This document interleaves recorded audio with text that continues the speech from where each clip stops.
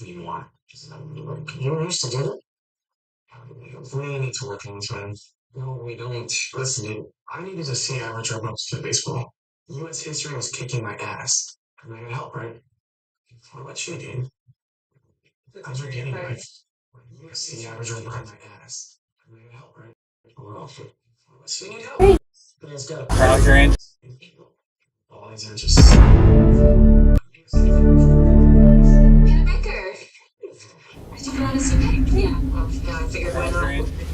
Hi, I'd like to report a domestic dispute. Florida license plate, white van. What were they doing? We drove by and the gentleman was slapping the girl. He was slapping her? Yeah, and they drove off. Driver is showing some obscure driving, possibly intoxicated. Currently doing 45 miles an hour. Zone through here is 25. Oh! Subject says to hit the curb.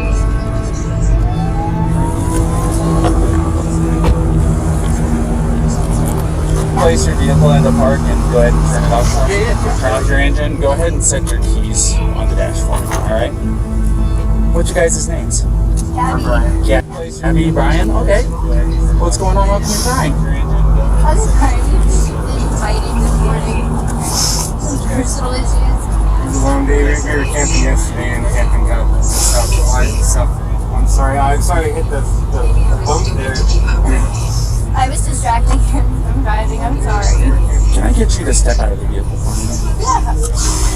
You want to tell me what's going on? Sometimes I have really bad OCD, and so I was just cleaning and straightening up the back of the before, and I was apologizing to him and saying, I'm sorry that I'm so mean. I'm sorry if I'm in a bad mood. I just really fast. I had so much work I was doing on my computer this morning. What do you do for a living? This is my job. It's my travel across the country, and I'm trying to start a blog. So I've been building my website. So I've been really stressed, and I believe that I could do any of it. And he wouldn't let me in the car before. And then Why wouldn't he let you in the car? Because you have your OCD. told me to calm down. Yeah. But I'm perfectly calm. I'm calm all the time. Why don't we do this? Why don't I sit you down in the backseat of my car? You're not in any trouble, okay? I'm not going to be putting handcuffs on you. You obviously don't have any weapons. I'm going to get you into the air conditioning, let you take a breath, relax a little bit. Dude, you tried to get my phone back from my mom. I'm going to get you into the air. Parents of a missing woman from Long Island need help finding her. Gabby Pettit has not been heard from for weeks. Pettit disappeared while on a cross-country road trip with her fiancé Brian Laundrie. So right now we're at Devil's Garden Campground, right? The lighting's She wanted this vlog to be her career. Brian thought it was stupid. I called her sister. She said, oh, Brian's home. He left her in a hotel and he flew back. Am I able to talk to your son? Kind of weirded out what's going on. I knew something bad happened. 2 people went on a trip, 1 person returned. This girl right here. This is what matters. That is it. On the television screen was Gabby. I was screaming, what did he do? He seems to be holed up with his parents, and he's not speaking with her family or investigators. All to the properties. New questions about his parents. What do they really know? Do you think they're involved with your parents? Yeah, imagine if it was their son that was missing. Did you do a welfare check on that guy? I think he's in trouble with Howard. The happiest people on social media usually have the darkest skeletons in their closet. The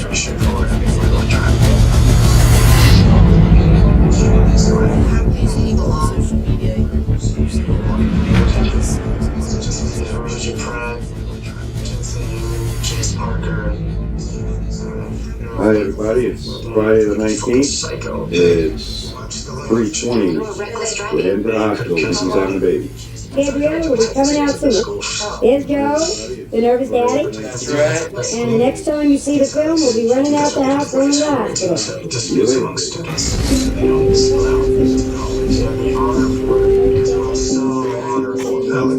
Gabby was born March 19th, 1999. We named her Gabrielle Venora Petito. The moment she came into the world, she was loud. She She was ready to go. Fun toddler, never stopped. She gave me a run for my money. I was 20 years old when I had Gabby. Joe and I stayed together till Gabby was about 6 months old.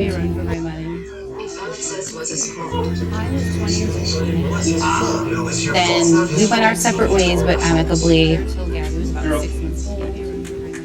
Nikki and I realized that we were not good together, but we both agreed to put Gabby's needs ahead of our own. And it's been that way ever since. Nikki and I realized that we were not good together. When Gabby was in preschool, as soon as I gave her something to write with, she was drawing pictures. Gabby used to spread all of her artwork on our kitchen island, and she would just sit there for hours. Growing up, everything she did always had like such detail. When she got older, it came so naturally without even giving it any thought. She'd just be sitting there, and then you'd look down 10 minutes later, and she has this amazing piece of art. When she got older, it came so naturally without even giving it any thought. When Gabby went to high school, she really fit in with the art community there. When I met Gabby, I was a freshman in high school, and she was the grade above me. I remember being excited because she was one of my first girlfriends.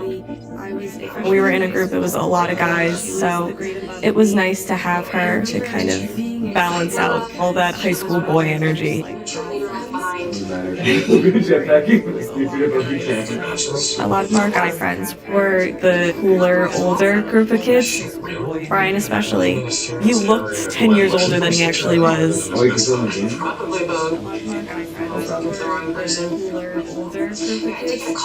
I remember one of my friends met him and was like, there's a narc in our high school. Like, this guy, he can't be 16. He's gotta be someone undercover right now. I remember one of my friends met him and was like, there's a narc. Well after graduation, Brian shot me a text and said, please let's get together. He was unsure of his plan for the next few months. He didn't want to go to college. He was working, just living to survive. After he had graduated, he had everything he owned in his car. He was staying with our friend on his couch, and at one point I was just like, we have a bedroom. Brian stayed with us. We had gotten very close. Jeff made me do it. He's always making me do things like dances. Very close. Anyway, I did the early shift so I could do something tonight. I guess I should just call Marcus. Yeah, I guess so. Put your mat down. One day, Brian and I built a desk in my room together. He had left a note in the desk. It said, you're either my best friend or the love of my life, and I'm too dumb to tell the difference. It was a little tricky because I saw Brian kind of like a brother, very close friend. And I think that's kind of sort of the catalyst of when we kind of started to not grow apart, but we just weren't as close anymore. After that, he decided that he was going to get a townhome on Long Island. Brian, I remember, tells a story about how Gabby was going to the deli. Brian spotted Gabby, pulled over, ran up to her. Brian describes it as love at first sight. And Gabby described it as the same. It was like just... Brian describes it as love at first sight. And Gabby describes it as the same. Oh, thanks, I remember. Look at you. Look at this. There's two of you. Oh.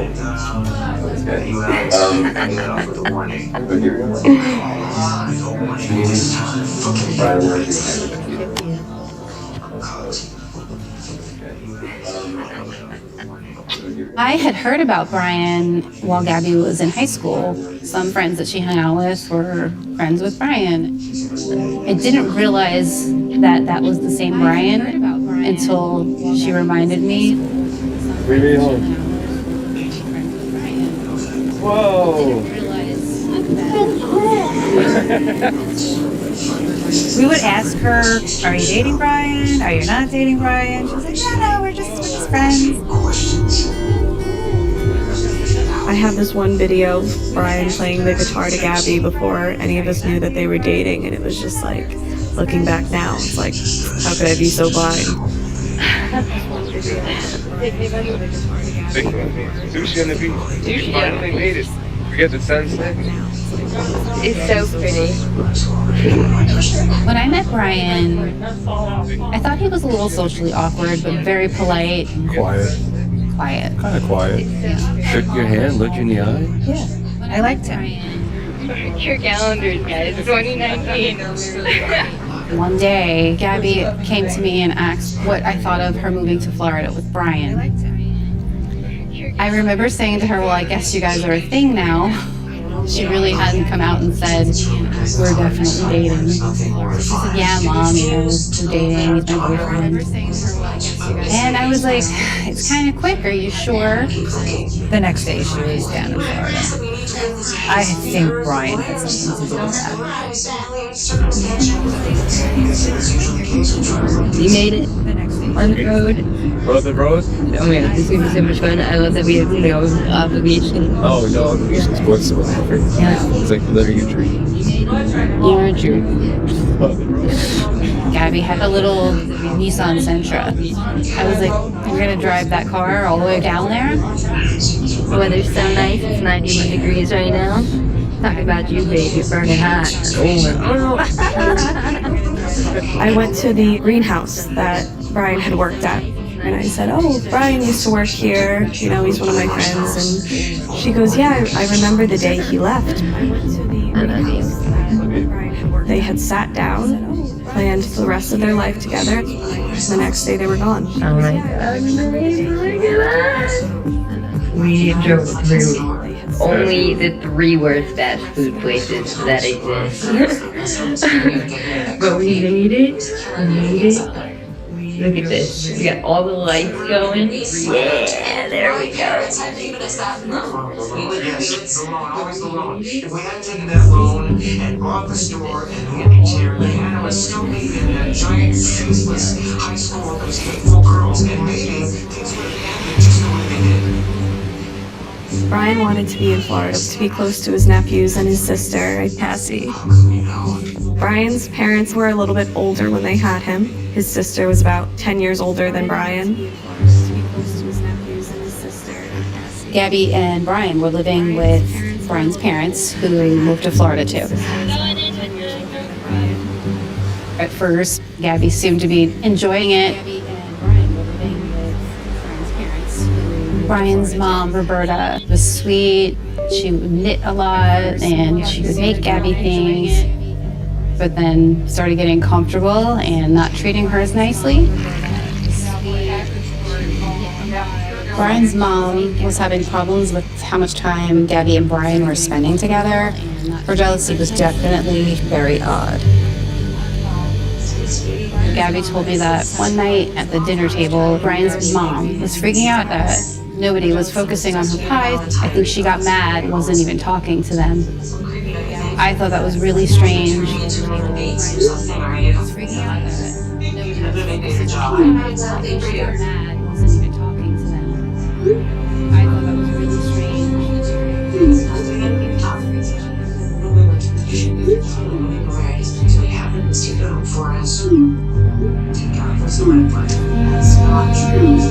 Gabby started to feel very awkward and was not comfortable there soon after. I received a letter in the mail from the post office that her address was changed back to our address. I texted her and I said, did you change your address back to home? Are you moving back here? And she said, no, I didn't change it. I said, so who did this? And she said, I think it was Brian's mom, but we don't want to talk about it. comments all kinds of things. Because some of them are The beginning of 2020, I was on Bumble for friends because I didn't have friends, so I didn't have much to do. Gabby reached out to me. She said, "You seem fun as hell. LOL. What's up?" And I said, "Not much. I'm just interested in everything. What's up with you?" And it was the same, "Not much. Watching Third Rock from the Sun with my boyfriend." Just said that sounded amazing. We started messaging each other, and from there we were together at least twice a week.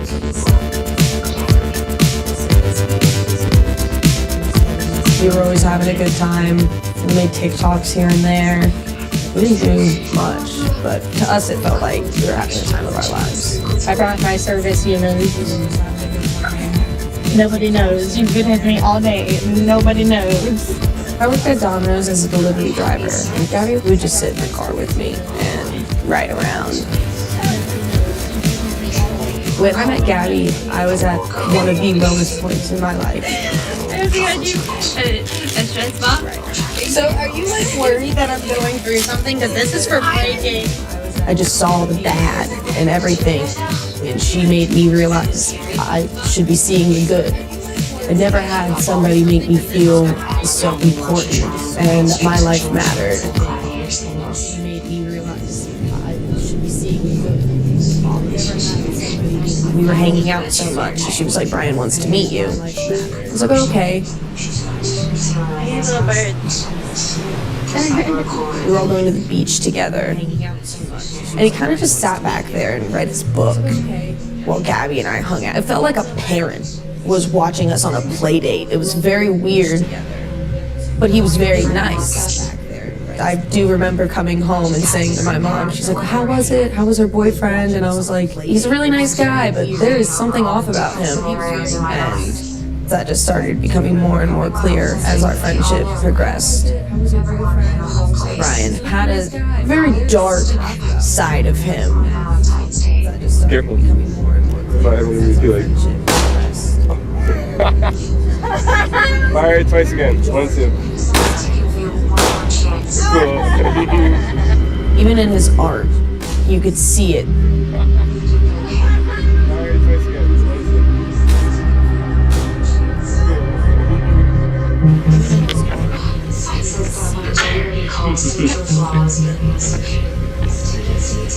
When I was around Gabby and Brian, they seemed like a loving couple.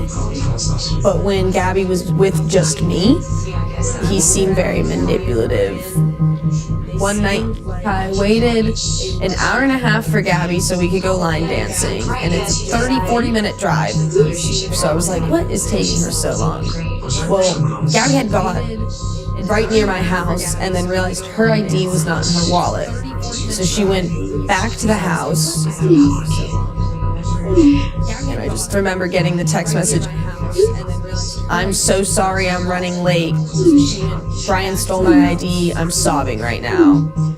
Brian admitted that he stole it because he didn't want her to go out.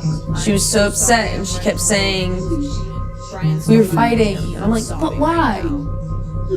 And she just would start sobbing again, no explanation. She was so upset. And I'm like, this doesn't make sense.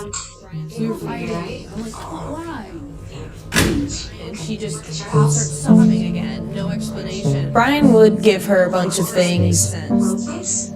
She'd get so upset with the way he would treat her. But then he'd do this amazing, sweet thing, and she's like, "No, I'm lucky. I don't deserve him." Gabby had one of the strongest heads on her shoulders. But when it comes to somebody that you love and believe is going to be the person you're with for the rest of your life, and they shower you with all these amazing things, it can make you blind to see, oh, he was just making you cry earlier today. He was just making you feel like unworthy of his love, just to then turn around and be like, "Look what I did for you." He was just making you cry earlier today. He was just making you feel like unworthy of his love, just to then turn around and be like, "Look what I did for you." Brian reached out. He was just so happy. He told me that he was planning on proposing. He had this big grand plan. They went away somewhere middle of nowhere. There was a big lake, and there were deer and wildlife. And they just said, this is so beautiful, what if we just get engaged here?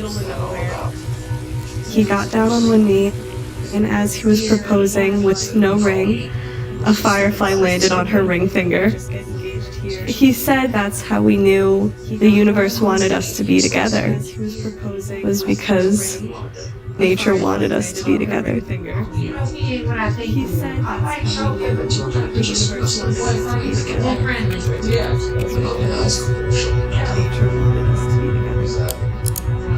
I saw a post on Facebook from Brian's mom.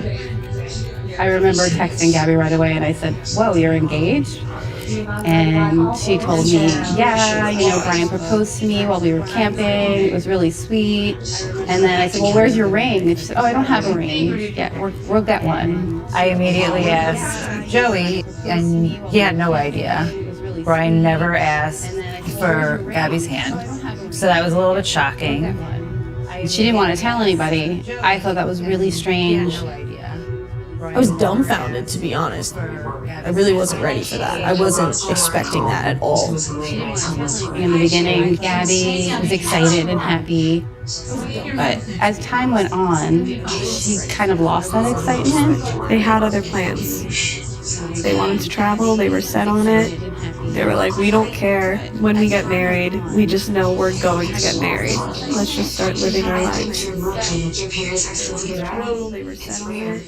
They were like, we don't care when we get married. We just know we're going to get married. Let's just start living. We bought a van, a 2012 Ford Transit Connect. We're going to have so much fun designing and building this van together. Even though our plans got pushed back like wedding/baby plans, I'm very happy. She decided that she wanted to take a road trip with a van, to start a van life vlog.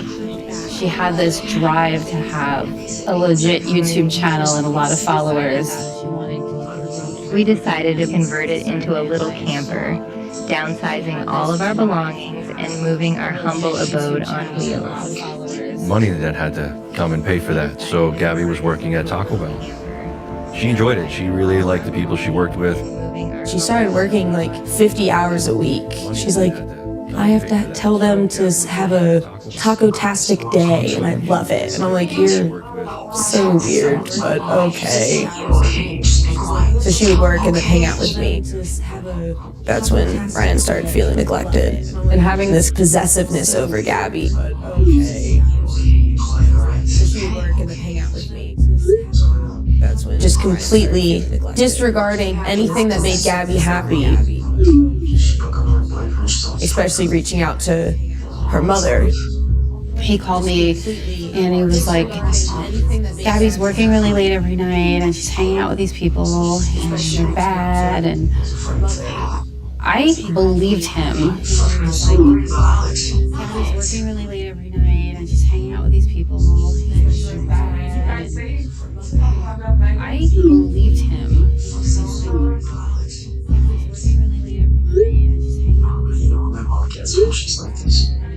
But she loved him. So she was like, I'm making him cry. I don't deserve him. I'm hurting his feelings. I'm a bad person. And he wanted her to feel that way. So she was like, I'm making him cry. I don't deserve him. I'm hurting his feelings. I'm a bad person.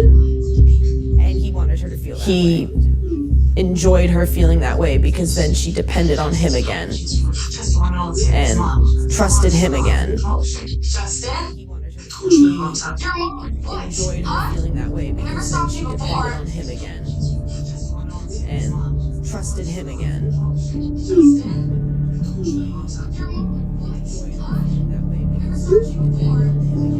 I think there was a moment before her van life that she started to open her eyes.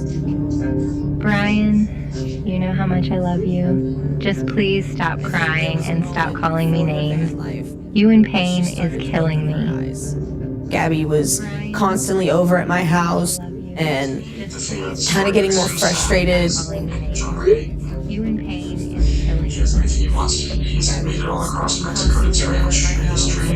I think it was all clicking for her the more it went on.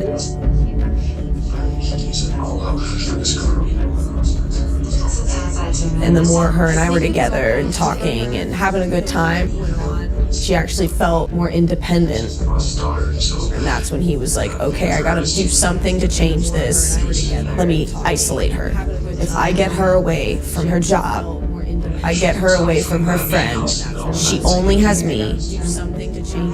And then next thing you know, they were gone. Gabby and Brian pulled up with the van. Brian didn't say much. He seemed very preoccupied. When they were leaving, we walked up to the driveway and I gave Gabby $200 and I said, this is just for gas or emergencies or whatever. And she was like, thanks, Mom. And then she started crying. And I was like, what's wrong? Why are you crying? And she's like, I don't know. So I gave her this hug and I'll never forget how tight she hugged me, so tightly, and it was just the best hug ever you could get from a kid. Like, it was just a squeeze. And I remember saying to Brian, you take care of her, keep her safe. And he looked at me and he smiled and he said, I will.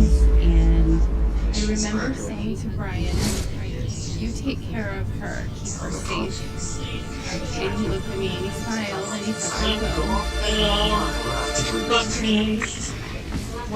Sorry. Okay.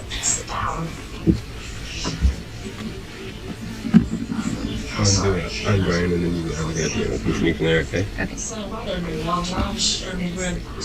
You look at me?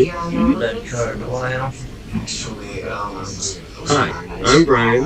And I'm Gabby. And this is our Ford Transit Connect that we've been living in. And we thought it was finally time to give you a tour. Hi, I'm Brian. And I'm Gabby. And this is our Ford Transit Connect. And we thought it was finally time to give you a tour. So we are currently in the salt flats. The ground here is so hard. Oh wait, I just like totally cut my face out of that entire shot.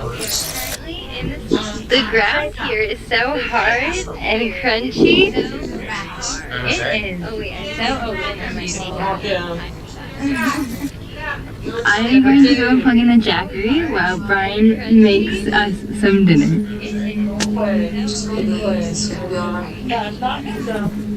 Got the water boiling. It's nice that it's so sunny here. We have the Jackery charging. It's pulling like about 60 watts right now. So that should be able to charge all our devices. And we're starving, so I'm super excited to eat. And I think we're going to try and get some work done on the editing.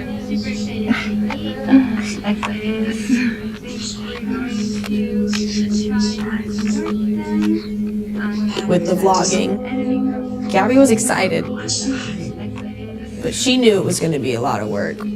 Alright, so I'm going to go ahead and set up the drone and my phone. But she wanted this vlog to be her career for the time being, so she wanted to get it right. But she wanted this vlog to be her career for the time being, so she wanted to. Okay, there had to be a good one in there. Oh, it stopped beeping at me. Just want to get a really good shot of it taking off. Oh. It's fine, because I'm going to cut all this out anyway.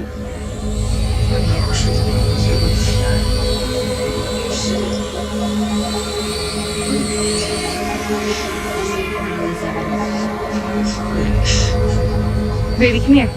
I want to retake this video. I think that my favorite part about everywhere we've basically traveled so far is I've only had like maybe 2 mosquito bites. The flies are driving me nuts, but I'd rather flies than mosquitoes for sure. Everywhere we've basically traveled so far is I've only had like maybe 2 mosquito bites. The flies are driving me nuts, but I'd rather flies. early on. For sure. Gabby told me that Brian didn't think the vlog idea was a good idea. He thought it was stupid. We just stopped to get gas, and I just said I had like 100 times saying I didn't think the vlog idea was a good idea. Okay, so we just stopped to get some gas. We're really hungry. We're almost to our destination, so I'm in the back of Ram's little tray. Oh my god, Gabby, you should have seen that. That was like a 7-year-old driving that 4x4. Side by side. I think a big reason Brian didn't want her to do the vlog is because I think he was worried that the truth of everything would be on footage. There's that possibility that he says the wrong thing or reacts the wrong way while she's recording. You know what is my absolute favorite part about the van? The fact that we have this nice big open floor for you to keep your dirty feet.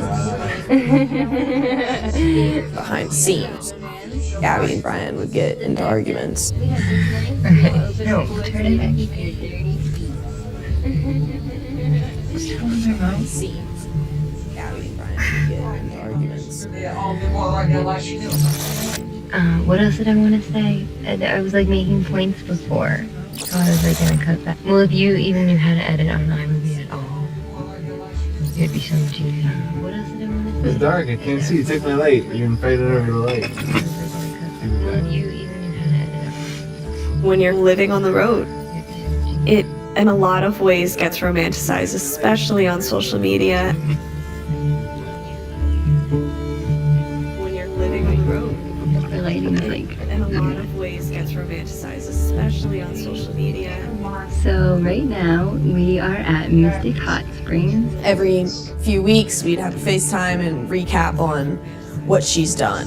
But then I noticed Gabby distanced herself a decent amount from me, and I don't know why. But the view is so pretty. And there's Brian right there. Distanced herself a decent amount from me, and I don't know why. People want to see this young, in-love couple having the time of their life, traveling. They don't really want to see the nit and grit of it.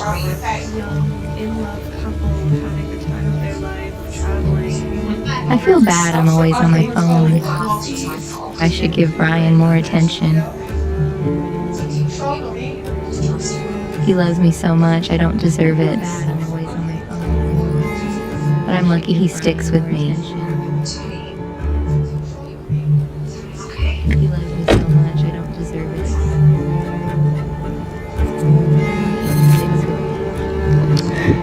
Okay, so right now we are at Devil's Garden Campground. I did bring the tattoo machine. So, this is so awkward. It's so awkward to talk to the camera. I did bring the tattoo. I can take a video whatever I want and then film the others. I just think that she was trying to convince herself that everything was okay. I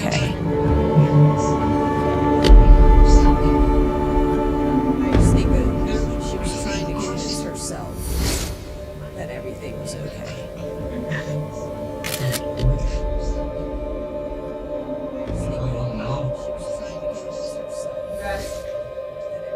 Where's the volume on?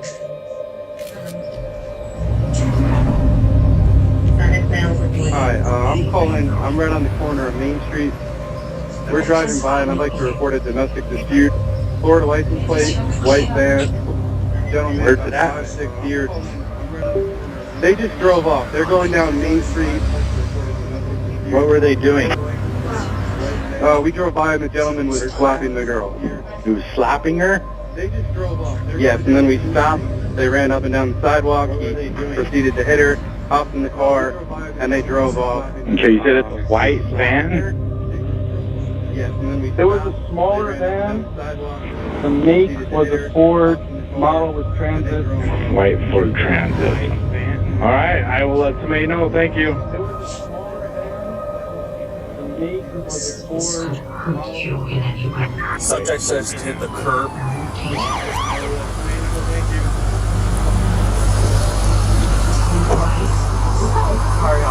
want to place your vehicle in the park and go ahead and turn it off for me? The park? Oh, it isn't parked. Okay, turn on your engine. Go ahead and set your keys on the dashboard. All right? Can I get you to step out of the vehicle for me? Yeah. I'm so sorry. Thank you. Oh, no, you're fine. Turn off your engine. Go ahead and set your keys. All right? I'm going to go ahead and close your door. Hey, we got a call about a male hitting a female and the two of them getting in this vehicle and taking off. So I don't want to try and defend myself by saying anything here, but I pushed her away. She gets really worked up, and when she does, she swings and she had her cell phone in her hand, so I was just trying to push her away. I don't know, we were like fighting all morning, and you would have me in the car before. Why would you let you in the car? Because you told me said I you need to calm down. But I'm perfectly calm. I'm calm all the time, and he really stresses me out, and this is a rough morning. Well, why don't we do this? Why don't I sit you down in the back seat of my car? All right. Just go ahead and take a seat.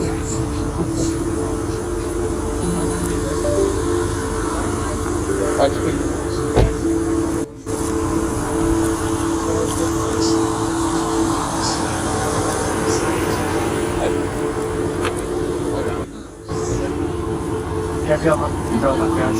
What's that? Yeah, I just spoke to her. So, you want to do me a favor? Let's go ahead and get you to step out of the vehicle, alrighty? What's that? Yeah, I just spoke to her. So, come on over here. You're not in any trouble right now. So, tell me what's going on. She just gets worked up sometimes, and I try and really distance myself from her, so like I lock her car and I walk away from her. What happened this morning is that she's trying to start up like her own little website blog and everything, so I every time we really had a nice morning with everything, but You want to tell me about those scratches on your face? she had her cell phone in her hand, that's why I was pushing her away, just because she wanted I locked the keys so I could walk away. I said, let's just take a breather and let's not go anywhere, let's just calm down for a minute. Worked up, and then she had her phone and was trying to get the keys. She just like that way. I was just trying to. I know I shouldn't push, but I was just trying to push her away to go. Let's take a minute, step back, and breathe. And she got me with the phone. What's your name? Gabby. Gabby, how old are you? I'm 22. Did you get hit in the face? Kind of looks like something like hit you in the face. And then over on your arm, shoulder, right here. That's new, huh? Did you get hit? Have a new mark? Yeah, I don't know. Did he hit you though? I mean, it's okay if you're saying you hit him. I understand if he hit you, but we want to know the truth. He actually hit you. Because, where did he hit you? Don't worry. Be honest. So I'm just trying to keep her away and not get hit. And then I got really loud, and like that's probably really his attention. I was going, back up, get away, just give me a... Okay, so you said you pushed her to create some distance, obviously, right? What happened after that? What got the scratches on your eye? So has he been drinking? No, we don't. What was up with his driving? I saw that he hit a curb. I While you're driving? look.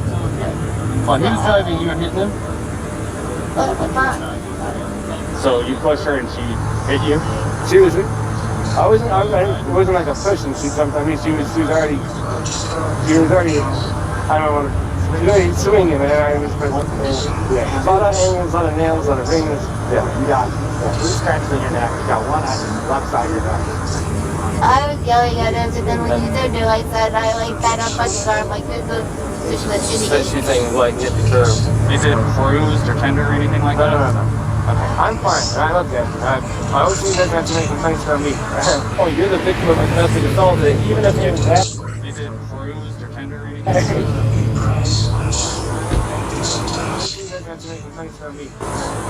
Agree about her story?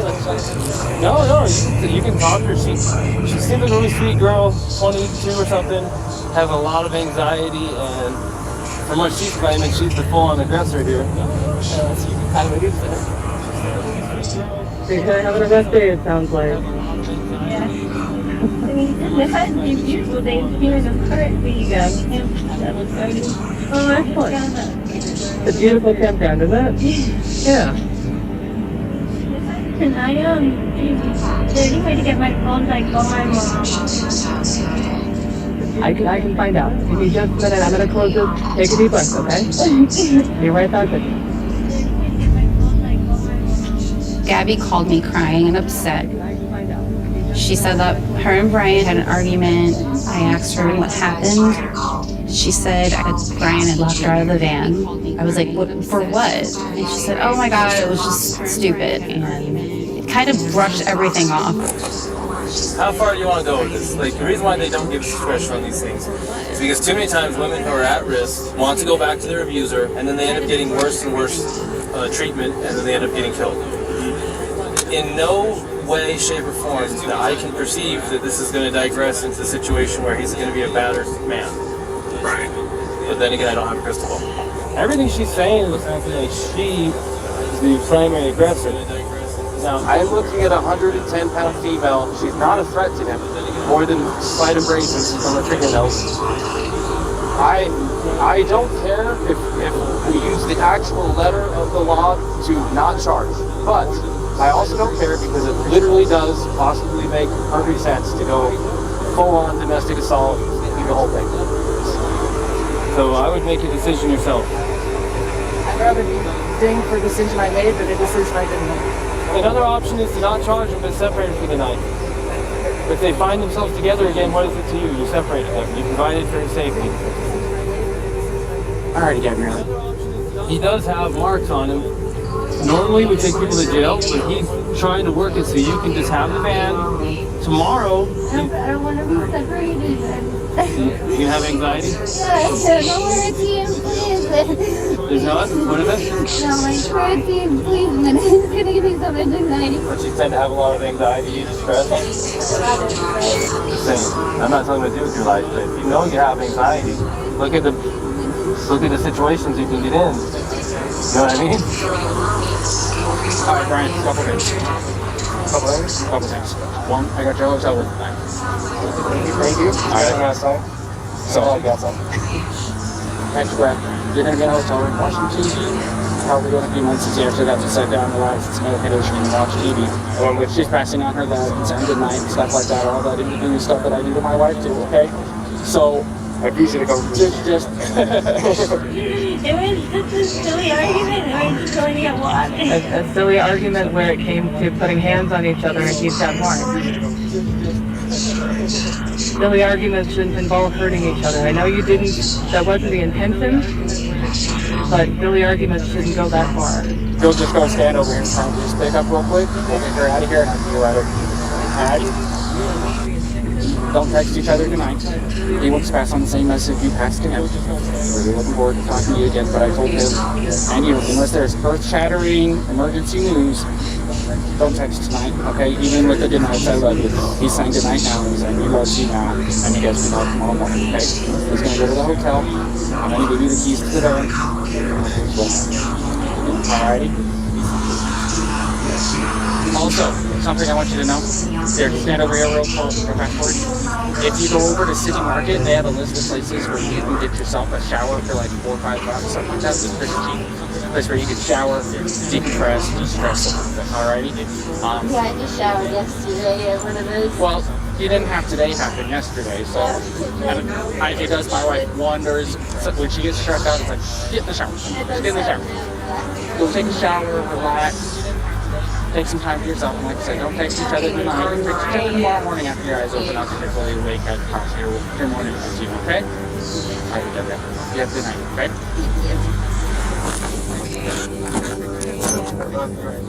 What's that?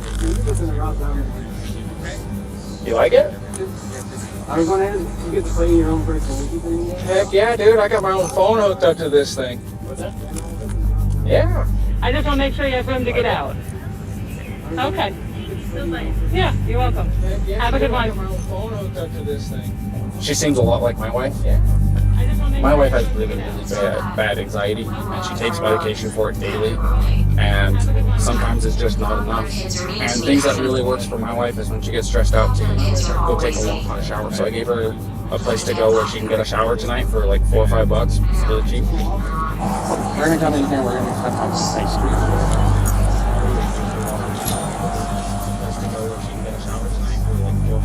Tyson? Yep. This is Brian Laundrie. Alright. So he's gonna take you outside with the hotel room. Alright. And like I said, just remember my request. Anyway, I need to make the dishes and guys nice coffee. I really appreciate it. Thank you so much. For everything. No problem. Nice to meet you. Talk to you. Have a good one.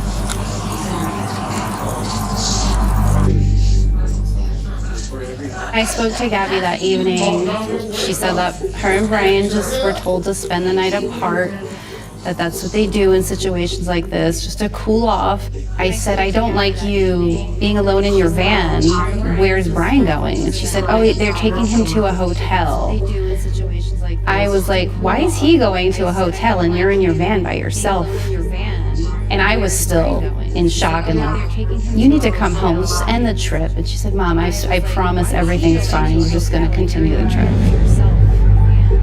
I was still in shock and like, you need to come home, just end the trip. And she said, Mom, I promise everything's fine. We're just going to continue the trip.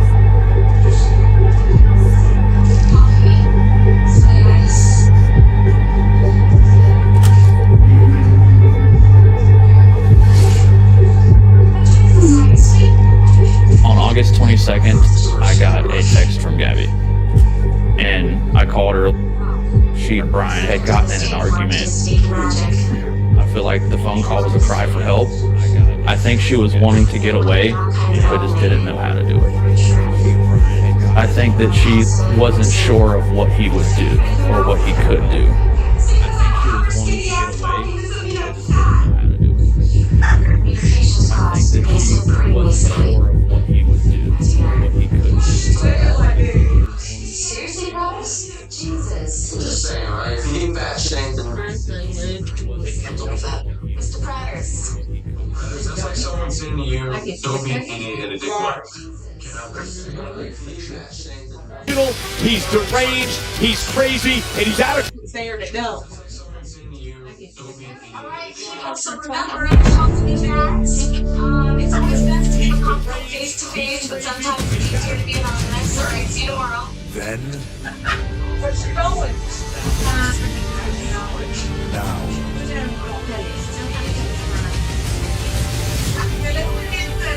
Forever. Maybe she thought you tell her to get up. She might have thought you tell her to get up. Face her room, she might have thought you check her room. Oh,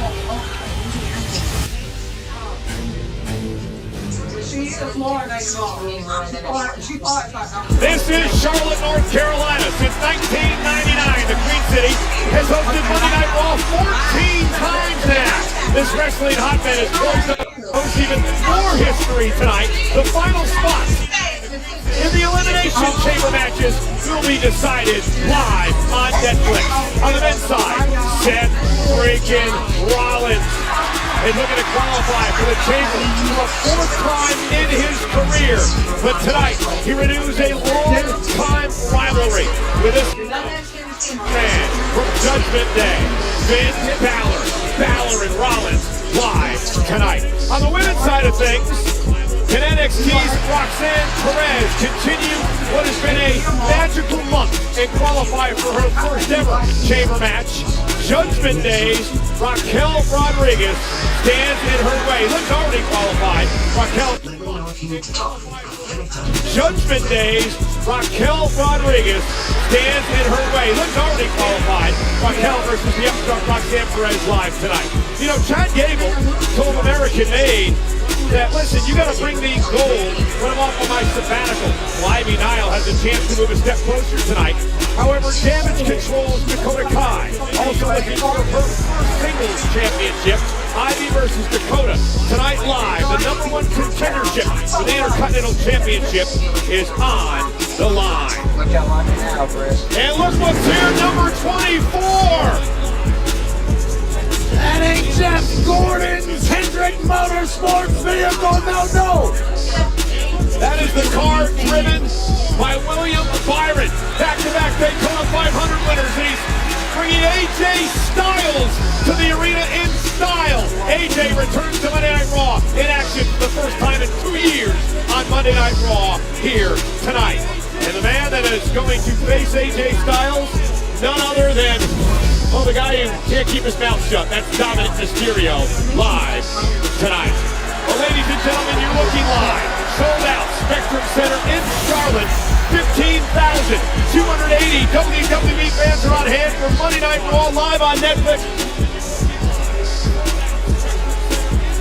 Hello, everybody, and ringside tonight, I'm Michael Cole, and refreshed and relaxed, back from being out of the country for a bit, none other than Pat McAfee. Yeah, I wasn't out of the country, I was in Puerto Rico, Cole, maybe learned a little bit of geography. It was nice to hang out with the wife and the baby, but tonight, magic is about to happen on Netflix. We're on the road to WrestleMania, Cole. Nothing magical. We went off the air on Netflix last week, the attack of a New Day on Rey Mysterio. Going to show you what happened a little bit later on tonight. And also, two men who are not refreshed and not relaxed. Oh no, former best friend, Sami Zayn, Kevin Owens.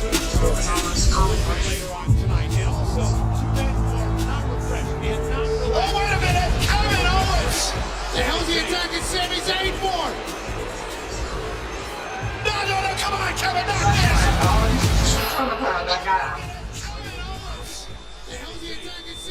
We both know exactly what you were trying to do with the package pile driver. That wasn't about trying to get ahead or sending a message. That was trying to end my career. We both know exactly. Over what? Over a wrestling match? Over me not helping you win? You didn't see me sprinting out there with tears in my eyes checking on you. You lay there motionless. You know, that's what I thought being there for someone is. There's been some nerve damage. I don't know when I'll be cleared.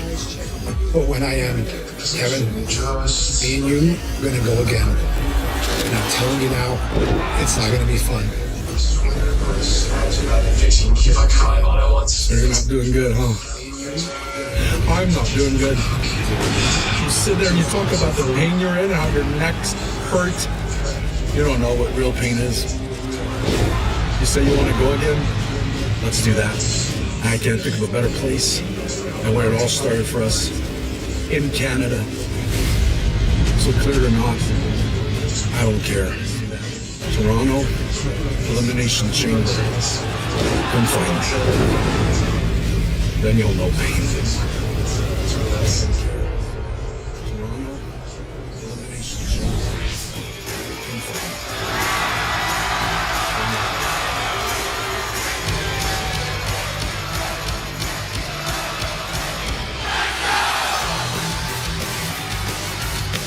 Ladies and gentlemen, please welcome Sami Zayn! Ladies and gentlemen, from the best of friends over the years to now the most bitter of enemies, Kevin Owens and Sami Zayn have had their differences since bursting on the scene in Montreal a couple of decades ago. But Kevin Owens made this personal when he delivered a package pile driver to that man a couple of weeks ago, causing a spinal compression and extreme nerve damage. And Pat, this has become more personal than anything these two men have ever been through in their lives before. Obviously, whenever it's those closest to you who do the most amount of damage, it's going to hurt even more. Happy to see Sami Zayn is out here doing okay. These Canadian lads certainly have been there, done that with everything before.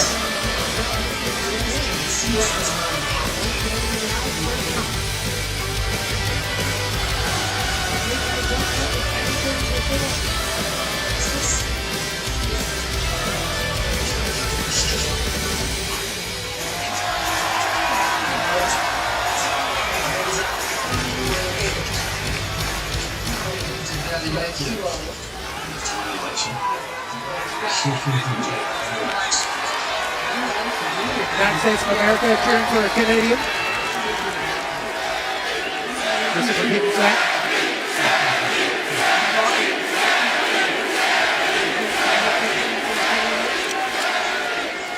Gotta tell you, it's been a rough couple of weeks, but damn, that feels good to hear. Thank you so much for that. What happened? I've had a lot of time these last couple of weeks sitting, rehabbing, and just thinking about the history between Sami Zayn and Kevin Owens.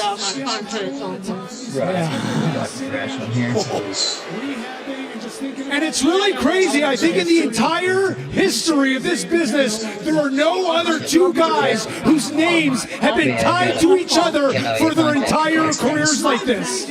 I'm talking from pool halls and community centers in Montreal, all the way through the independents, through NXT, through WWE, all the way to the main event of WrestleMania. We did it together.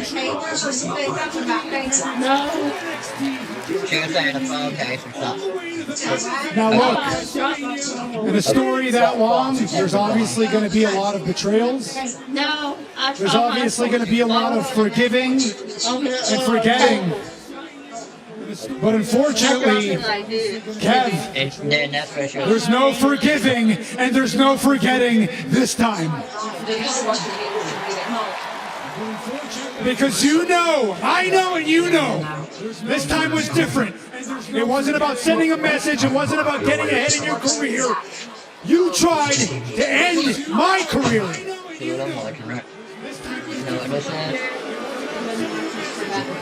The problem for Kevin is that he didn't get the job done.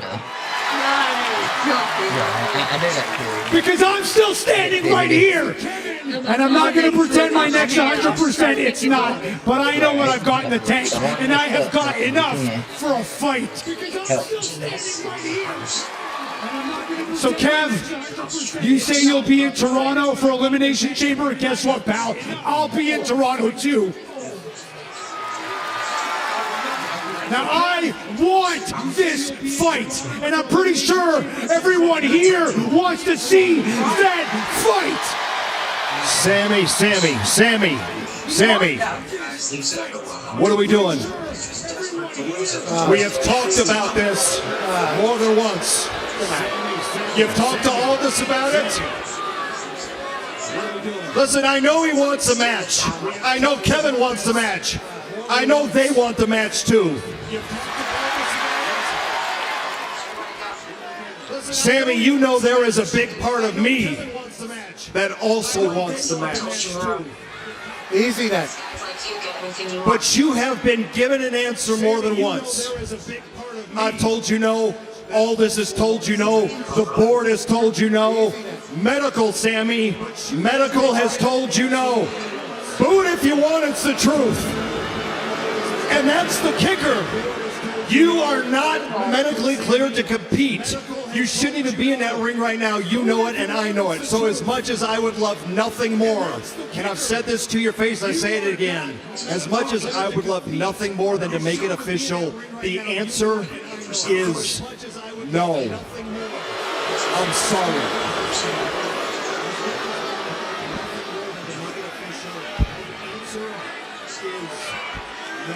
Oh, no fun, Pierce at it again. Taking into consideration the health of his superstar, Sami Zayn. Adam, wait, hey, Adam. How long have you known me? Huh? How long have you known me and Kevin? You were with us long before our names ever touched a WWE contract. You know the history between us. You know this time is different. And you know I am not taking no for an answer. All right, Sami. Adam. I am not leaving this ring until you give me that match.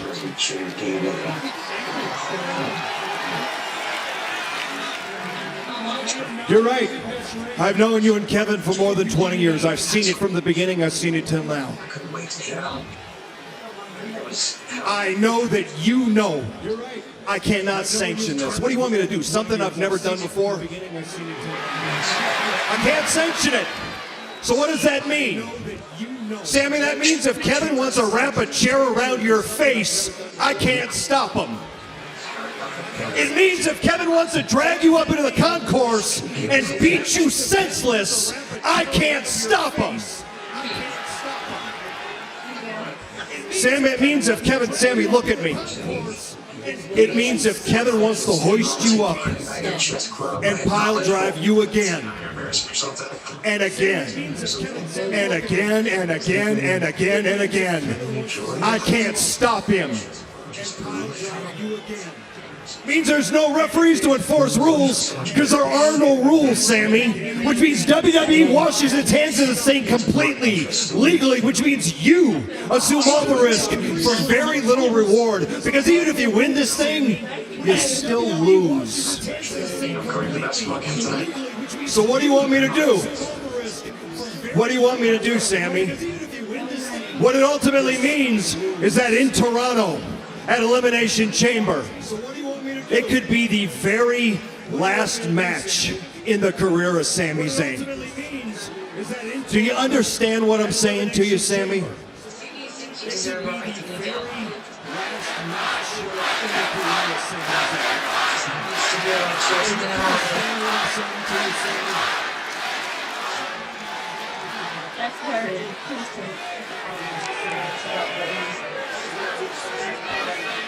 Do I understand what it means? Yeah, I know exactly what it means.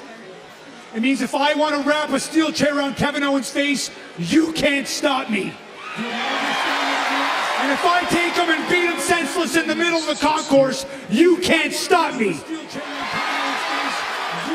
And if I decide to dump him on his head and end his career, you can't stop me. So yeah, Adam, I understand exactly what this means. What do I want? You know exactly what I want. Give me this damn match! You know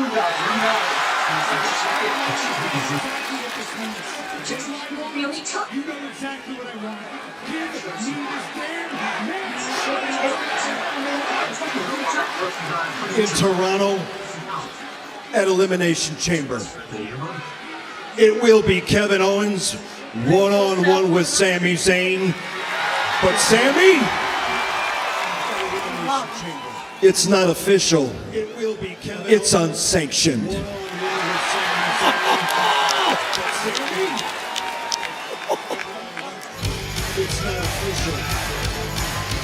Elimination Chamber, Rogers Center in Toronto. Sami, Kevin Owens, unsanctioned. And Pat, here's the issue.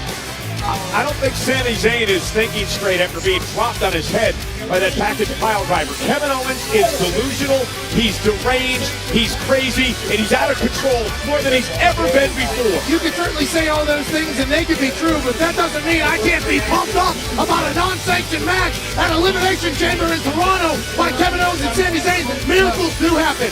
Adam Pearce has never made a good decision in the history of his existence. This is a great one. This is a wonderful one. They're going to beat each other's ass in Toronto once and for all. Well, you know, switching gears for a moment, Pat, one of the biggest unsolved mysteries in WWE over the past couple of months is who attacked Jade Cargill. The case went completely cold. That was until this past Friday on SmackDown. There's been a development in the Jade situation. I got an anonymous tip. Well, I got a video. Looks like it was shot on a cell phone. We don't know who sent it. I don't know who filmed it. I'm just going to show it to you. I got an anonymous tip.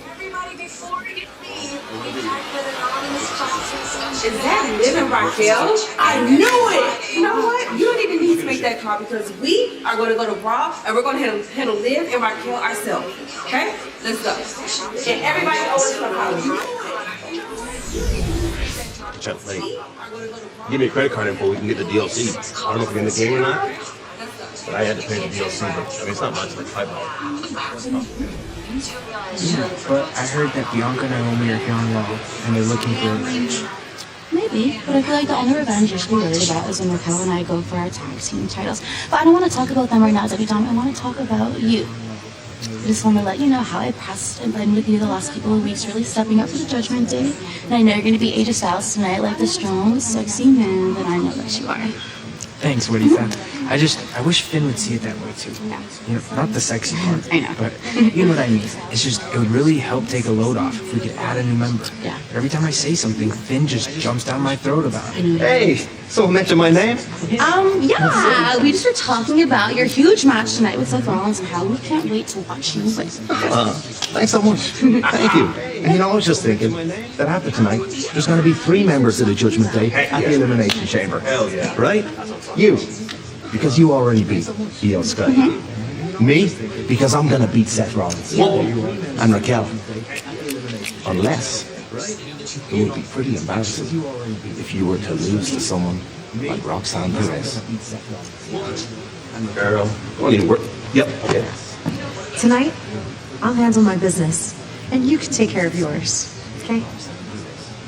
I will handle my business. And you handle your business. And at the end of the night, the Judgment Day, we're all going to be back in business. All right? Yeah. I will handle my business. And you handle your business. And at the end of the night, the Judgment Day, and no new members. We're all going to be back in business. All right? Yeah. Let's go. Bye. No new members. Carly, what are you doing? Go. Oh, me? Oh, hold on. You feel good? I'm gonna squash that little pig. Well, Raquel gets Roxanne Perez later on tonight to qualify for the final spot in the Women's Elimination Chamber match. You know, within 24 hours of the Royal Rumble last month in Indianapolis, earlier this month, 300 million views of Braun Breaker spearing I Show Speed. Earlier today, Speed took to social media to talk about that moment. After this, bro, the day after the when Braun Breaker speared me, chat, bro, I had probably one of the worst headaches. I couldn't move, chat. I could not move, bro. I thought I was genuinely about to die. Like, real talk. That was maybe one of the most craziest worst experiences ever. Like, real talk. Like, I'm being so serious right now. Like, real talk. I thought he was gonna die. That's what he thought. Thought he was gonna die. I Show Speed. Absolute legend. Speaking of legends, coming up next, first time in a match in Monday Night Raw in nearly 2 years. AJ Styles versus Dirty Dom, live on Netflix. Monday Night Raw in nearly 2 years. AJ Styles versus Dirty Dom, live on Netflix.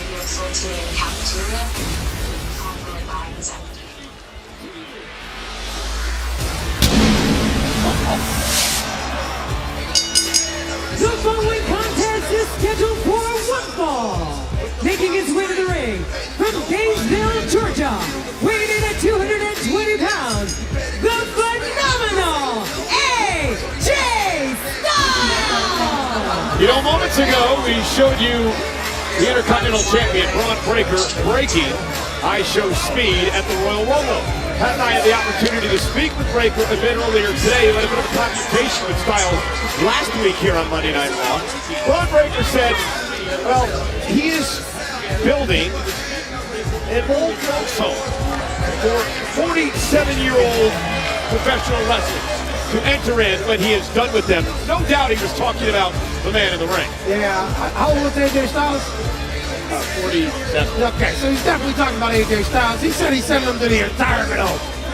Braun Breaker said he'll do that to anybody, but AJ Styles is a man who is obviously an icon in his business, the phenomenal one.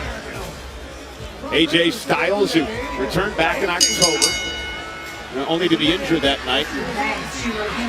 Returned once again at the Rumble a couple of weeks ago. Tonight is first action on Monday Night Raw in nearly 2 years. One-on-one with Dominic Mysterio. Second time these two have gone one-on-one in their careers. It's an honor to be in the same arena as an AJ Styles match, to be completely candid. AJ Styles once spent 371 days as champion. First man to ever win the WWE Championship outside of North America. In fact, AJ Styles was defeated by John Cena on the night that John Cena won his 16th record-tying World Championship. AJ Styles now with a waistlock of Dominic Mysterio. Speaking of John Cena, nice takedown back suplex by AJ.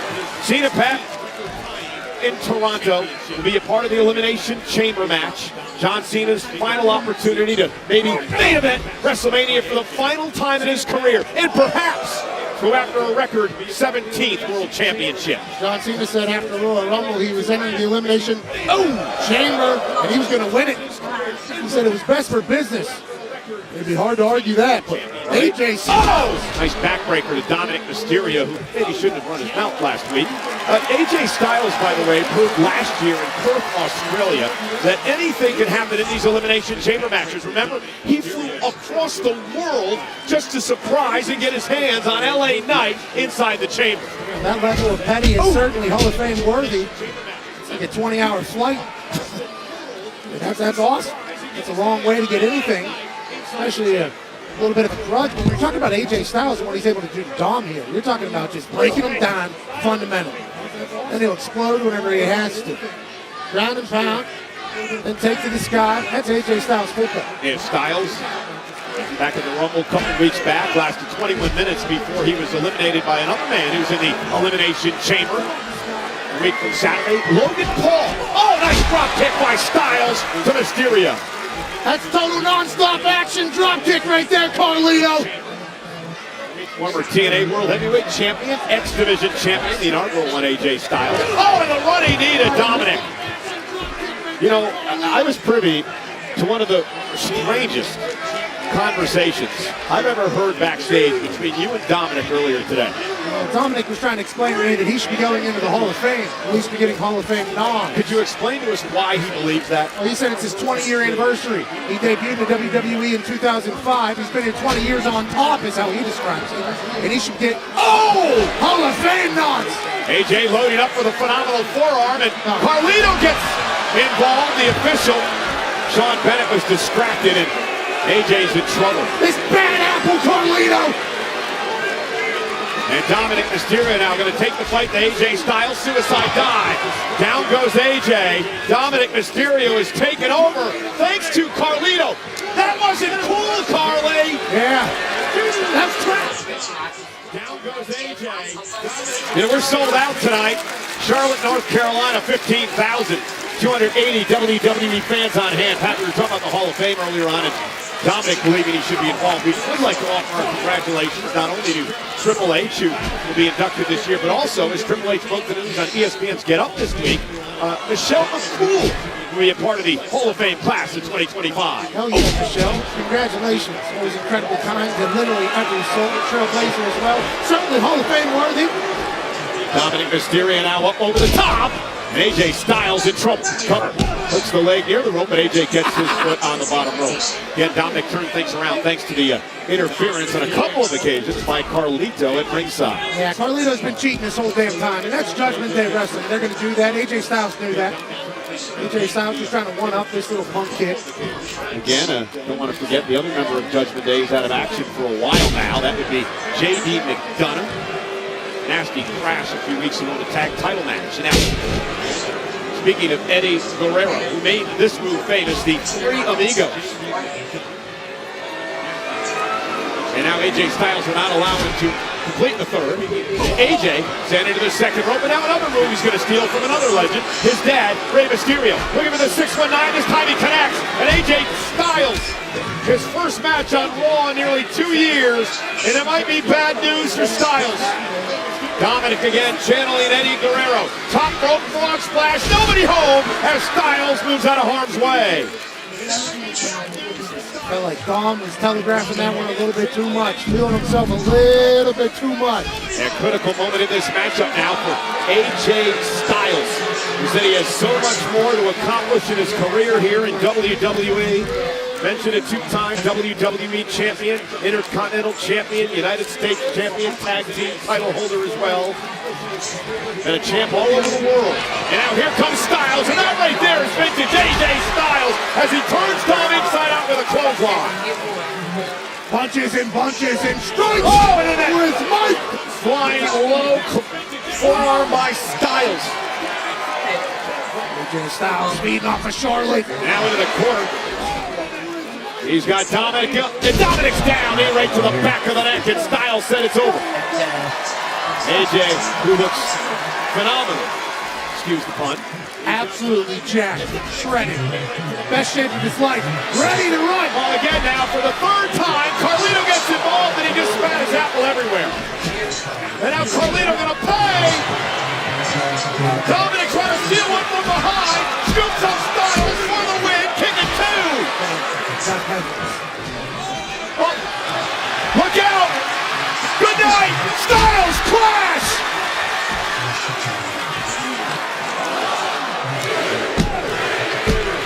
Styles with the win. Welcome back to Monday Night Raw, AJ. Here is your winner, the phenomenal AJ Styles! Ref could have counted to 20. Pat, look out from behind. AJ, turn around.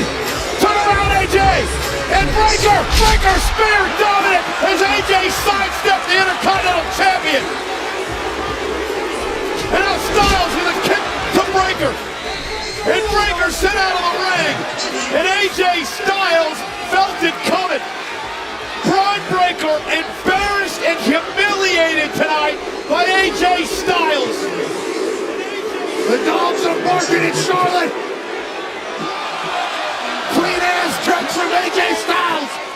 Anything you can do, I can do better, says the phenomenal one.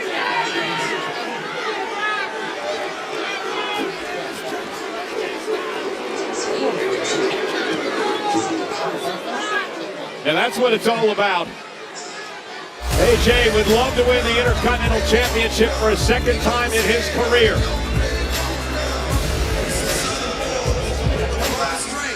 Things did not go as planned by Braun Breaker here tonight, but I think the one thing we did learn, Pat, is that AJ Styles is nowhere near ready for the old folks home. This is all about the tag team titles. The Viking Raiders defending against the Creed brothers, and this was an exceptional match. One where we thought the Viking Raiders were going to pick up the victory. And War Raiders are certainly rolling at a fighting-like pace. Thank you, Pat. The War Raiders. The Creeds would get disqualified to send a message. I went and grabbed the title instead and wham! Punched right upside of it. But then I grabbed it and I was like, wham! Once, twice was nice. All right, guys, that was really cool what you did with the War Raiders, but you didn't win. Yet. We promised Master Gable by the time he got back, we all would have gold around our waists. That's why tonight, I'm gonna take care of Dakota. Ooh. Hey, Dakota, listen, I know all these people want to see you get another title shot at the Intercontinental Championship. But I'm telling you, the Cinderella story ends tonight. I'm taking that title home to American Made. Look here, little whippersnapper. Many women have tried to take me down before, and they were far tougher than you. Okay? I'm earning my rematch tonight. Look here, little I'll see you in the ring. Many women have tried to take me down before. Dakota, Ivy, tonight. I'm earning my rematch tonight. Look here.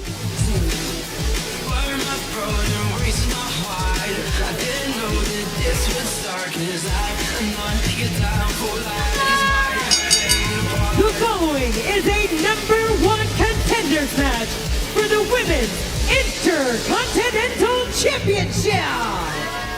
Making her way in the ring from Auckland, New Zealand, representing Damage Control, Dakota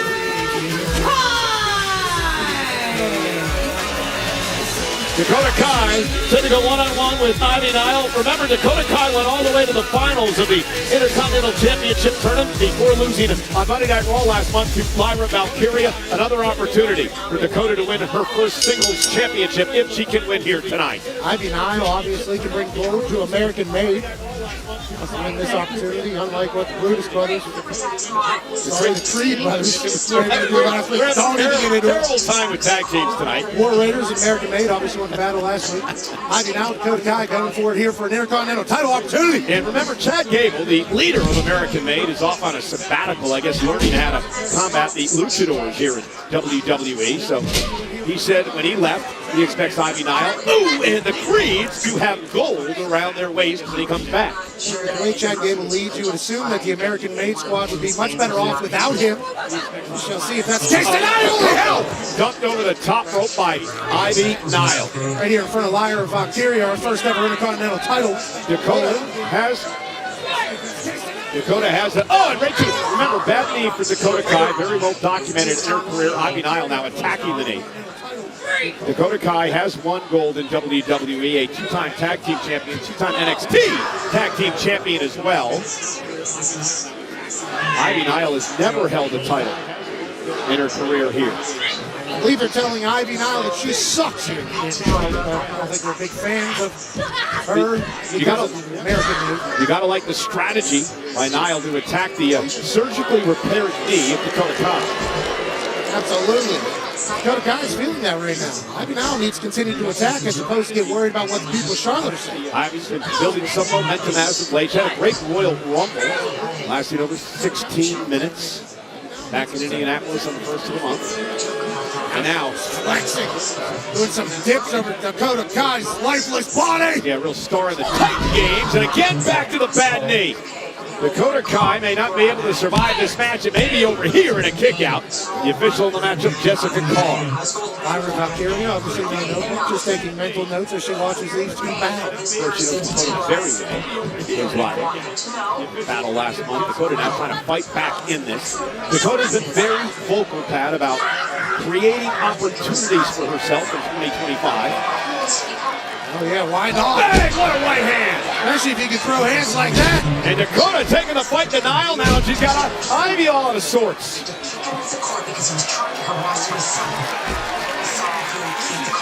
And here comes Dakota, and there's the big kick. Paint brushing the face of Ivy Nile. And Dakota measuring Ivy. Again, another big kick by Dakota Kai. Pointing fingers and accusing our son of vandalism. Holy. Up over the top. Oh, goodness. That may be it. Oh, that sunset flip and a kick out now by Ivy. How do you kick out of that? Great move by Dakota here. Almost a destroyer. Code red. Back. Oh. Devastating. Somehow Ivy kicks out. Nobody home, Ivy, though. Big right hand. Ivy's still in this as she heads up to the top rope now. Letting Charlotte know she's back. Oh, and Dakota Kai, though, with a kick right to the side of the face. Big time boot from Dakota Kai. Dangerous position, high above the ring. Who's going to get a shot at the title, Cole? Winner of this match will get Valkyria. Ivy able to slip out underneath. Dakota able to hang on, at least momentarily. Nile, though, looking out power. Dakota Kai, big power bomb to Kai. The strength that Ivy Nile displays every single night is just absurd. Dakota, though, ducks underneath, roll up down Nile. Shoulders are down. Ivy able to kick out at 2.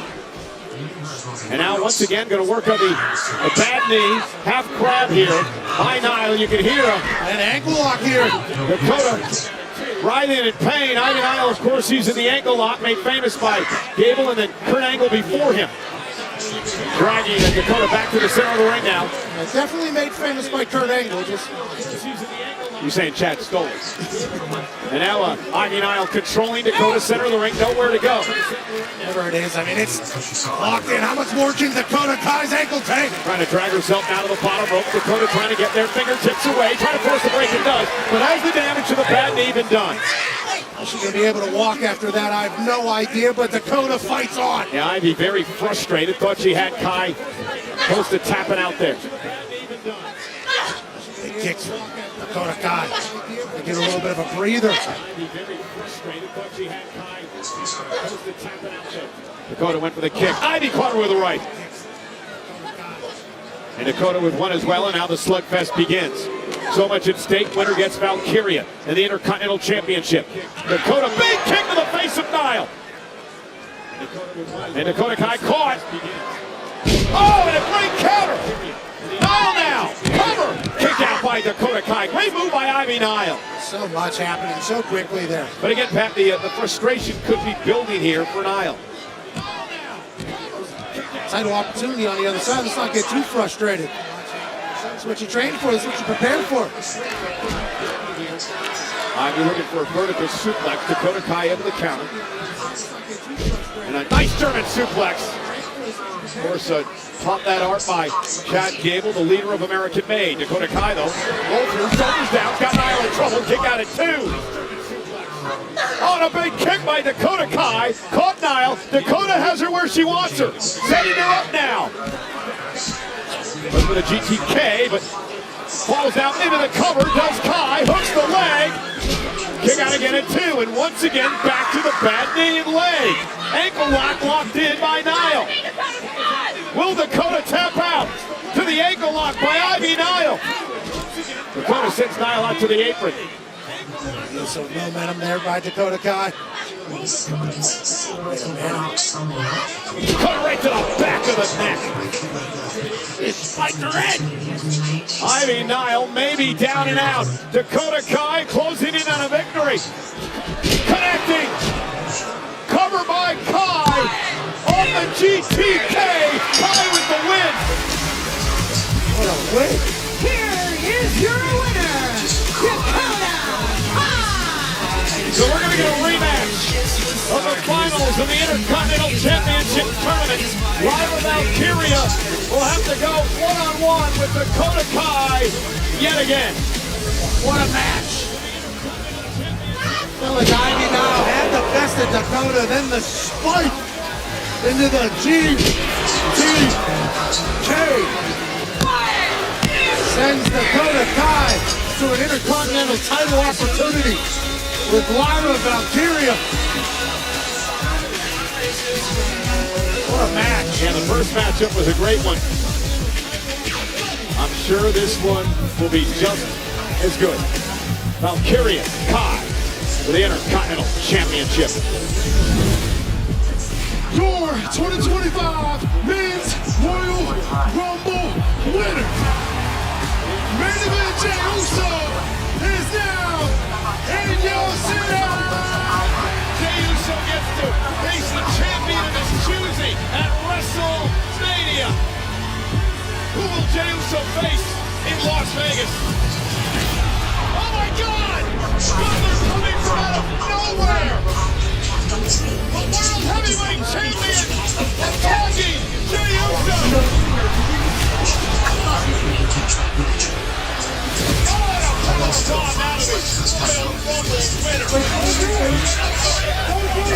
Gunther yelling at him, don't do it, you know what he means? Don't pick me. He's everything Gunther surprises about the entertainment of our industry. Oh, Gunther. I shouldn't say this. Maybe I shouldn't say this. Me and you at WrestleMania. Jey Uso just picked Gunther. Jey has got to fly. Down goes the champion. Jey Uso with a statement here tonight. I guarantee you, Gunther, I'm walking out of WrestleMania as champion.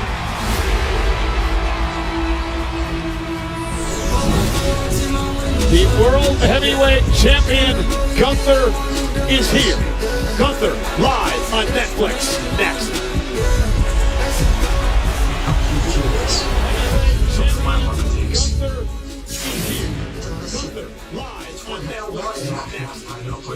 And we are live tonight in Charlotte, North Carolina, sold out Spectrum Center, 15,280 WWE fans on hand for the 14th time ever. Monday Night Raw coming to this glorious city, which has hosted 6 premium live events. Birthplace of Charlotte, Cody, and our truth here in Charlotte.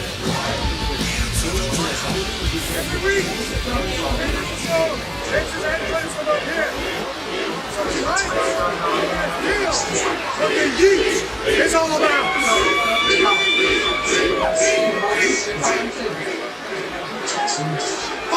Now the world champ Gunther entering into the arena usually the way that Jey Uso does, although not quite the reaction that Jey Uso gets back.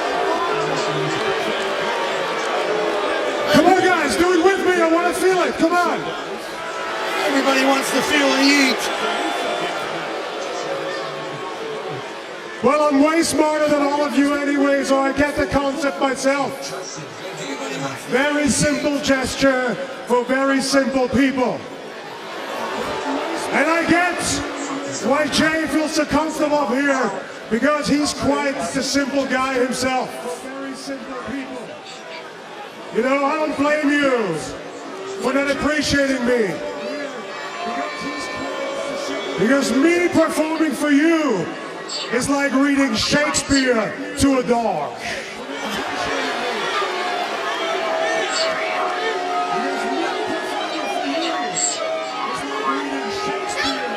Will you step aside, little man, before something happens? Thank you. What you need to understand is that as the best wrestler in this company right now, I am sick and tired of stepping in the ring with people that can't even lace my boots. So I was hopeful I could talk some sense into Jay. I was hopeful that I could beat some sense into Jay to make the right decision. But because of you, yeeting along, dancing along, and giving a false sense of confidence, and forced that man into digging his own grave. Oh, you shut up, it stinks up here, come on.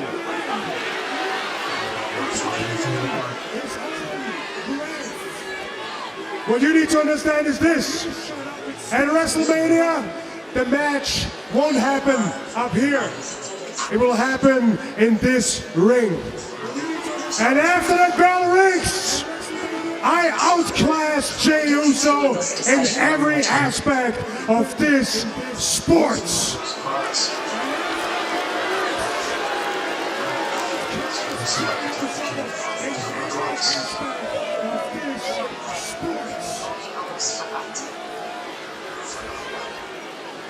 Clay is our new foreign exchange students joining us this semester.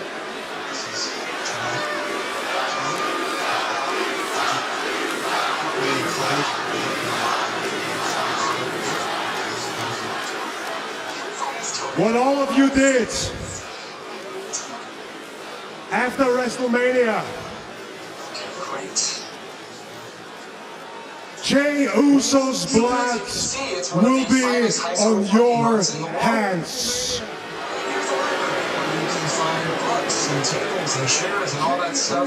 But now for once, be honest to yourself, be honest to me, and be honest to Jay. Do you really think Jay stands a chance to beat me at WrestleMania?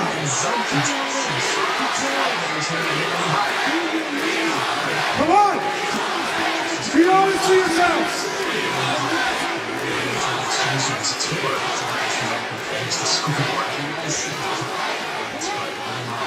Pat? You know what? I'm aware that none of you have a clue anyway. So why not get a professional opinion on this whole topic?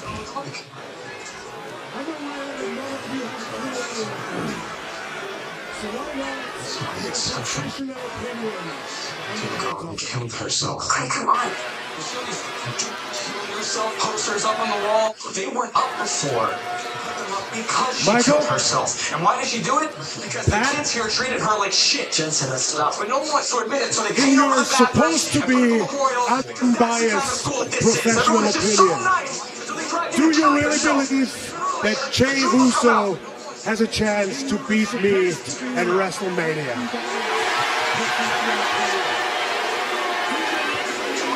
Are we supposed to actually, I don't know. You want an answer now? Are we supposed to answer? No, say it. We're supposed to. You're always running your mouth, Pat. Say it to me. Come on. It's a class, everybody.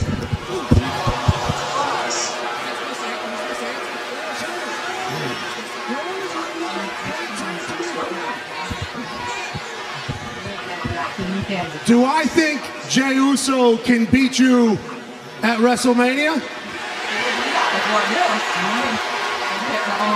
Be careful here. Do I think No, be careful. can beat you at WrestleMania?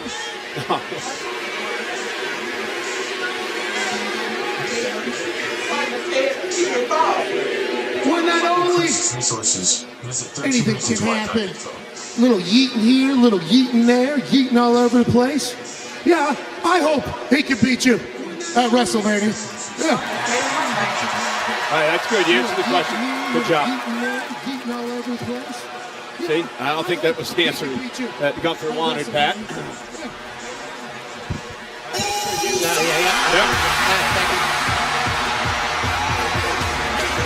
Always got to start something. I didn't know that was coming. I mean, he hit. Well, this is what's coming. Main event. Jey Uso. We got officials trying to hold Jey back. Jey has heard enough. Pat, what are you doing? You're going to get us both killed. Oh, my God. You lost it, too. And Uso got free. Jey got free. Here comes Jey Uso into the ring for a fight with the world champ. And main event, Jey Uso has taken it to Gunther. I don't know if there's a man or a woman on the planet that thinks Jey's got a chance in WrestleMania, but he's proven to the world that he's going to take the fight. I hope he does go.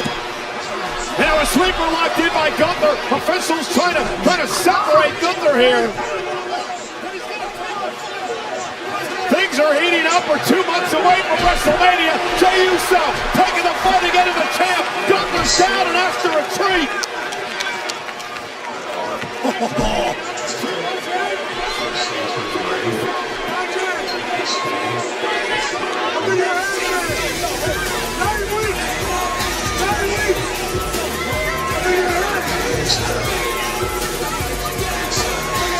Gunther is obsessed with the fact that millions of WWE fans have fallen in love with main event Jey Uso. Because Jey Uso signed his death warrant at WrestleMania. Pat, you don't need to keep stirring things up. I love a good yeet sex, Stone Cold. Been a little nerve-wracking out here tonight.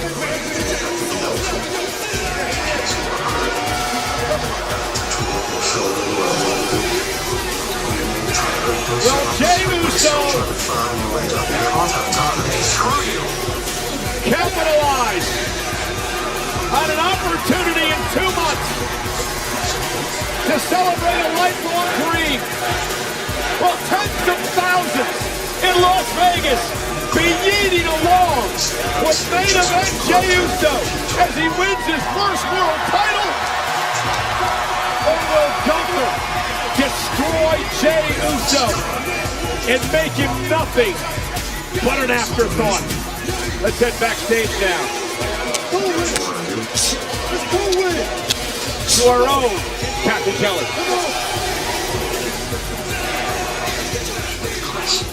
Yeah, guys, I'm here with Liv Morgan and Raquel Rodriguez, and I'm sure you've seen at this point that SmackDown General Manager Nick Aldis received footage that appears to implicate you both. All right. I mean, you're wearing glasses. You see the video? Did you see Smack Jade? No. So I think that the way you're talking right now is pretty reckless.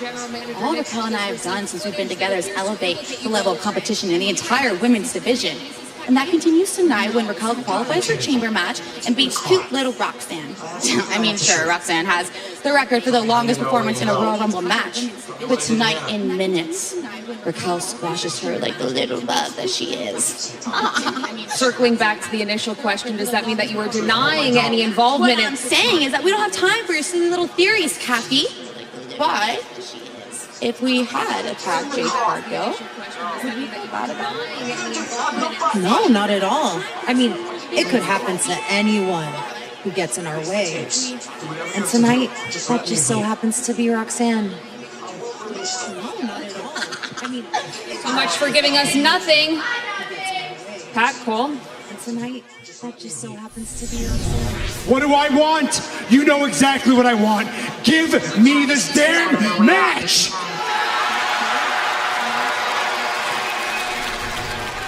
You know exactly what I want.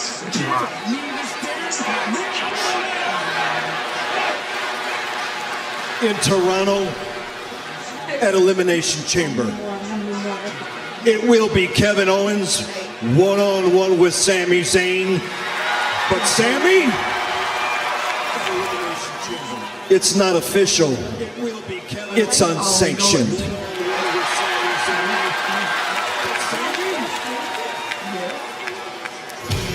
Well, it's official. It'll happen a week from tomorrow.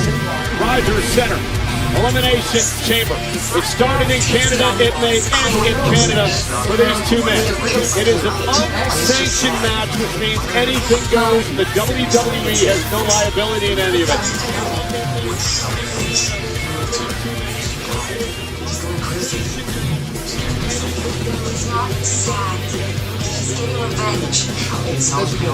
Pete Dunne set for action. A lot of stars here tonight, including that man, Brad Thomas. I'm not sure if you got an opportunity to check out Surviving Black Hawk Down on Netflix. It is pretty awesome.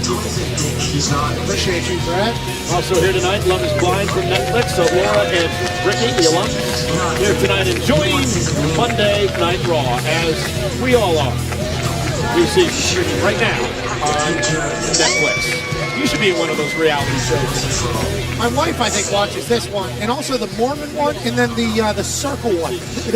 They got a lot of those. They're good, all of them. I mean, two star-crossed lovers or some shit like that. I'm telling you, they grow up. Little mama's boy.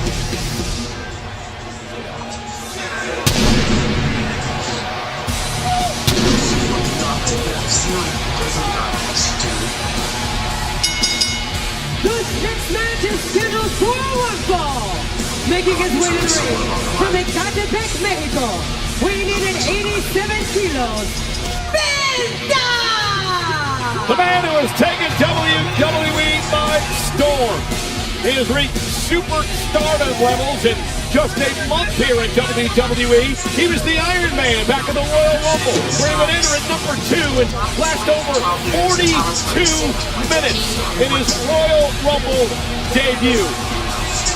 Why is the world enamored with Penta? How could you not be?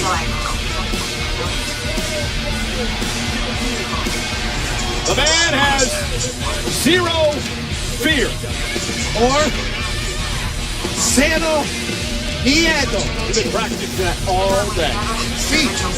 Aquí estamos, mi amigo. Okay. Sí.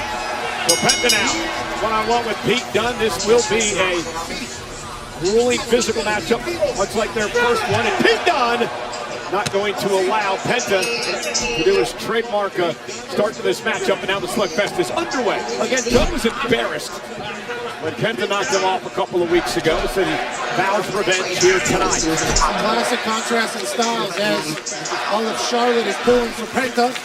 Penta's knocked off Pete Dunne and Ludwig Kaiser. Along with Chad Gable in his early career here. Gable actually sent Gable off on a sabbatical to learn more about the art of lucha libre. Penta will do that to you. He gets flying around. Oh, there goes Penta with a great rana now to Pete Dunne, the cruiserweight.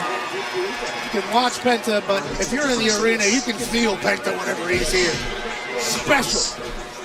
Pete Dunne is going to have to deal with all of it. Well, you can't telegraph, that's for sure, because Penta will make him pay. Penta's been a champion all over the world, including at TNA, World Tag Champ there as well. Pete Dunne, oh man! Drop kick right to the face of Penta, and that'll turn this match around quickly. Yeah, now Pete's going to try to go ahead and dismantle Penta. Yeah, joint manipulation. Try to break the fingers, perhaps, of Penta here. And now taking off the gloves is to expose the fingers. And now, oh my goodness, that is just so hard to watch right there, Pat. Yeah, joint manipulation is what Pete Dunne's all about. Oh! Right to the elbow. Former NXT Tag Team Champion and NXT UK Champion as well. Pete Dunne has been doing this since he was 15 years old. He'll break every bone in your your body if he can.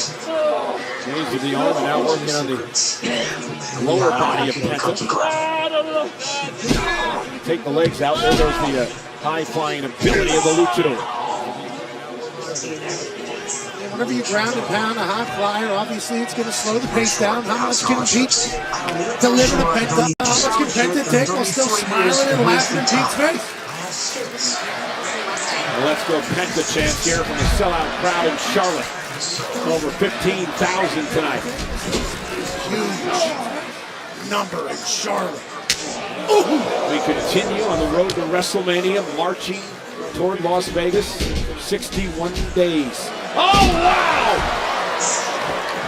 Just like that. The Penta experience has begun. Now out on the apron.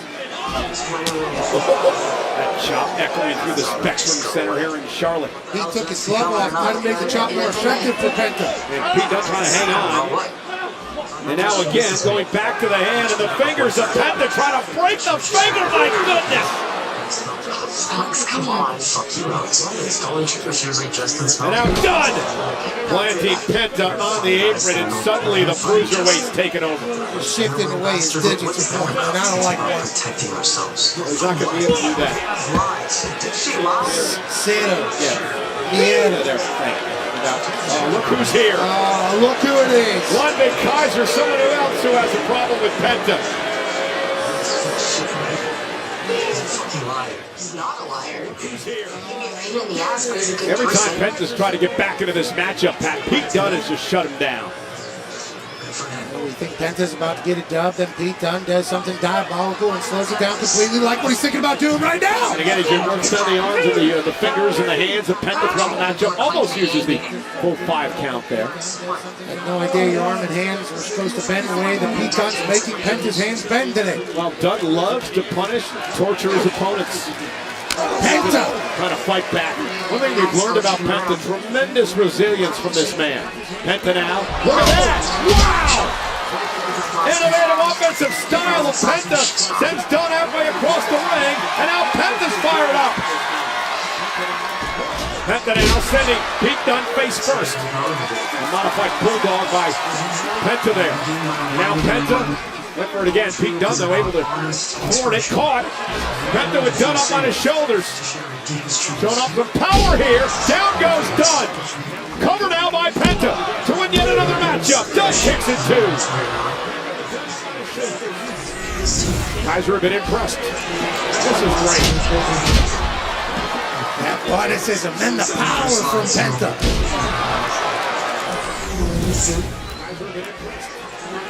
Ludwig Kaiser watching Pete Dunne experience what everybody has experienced thus far.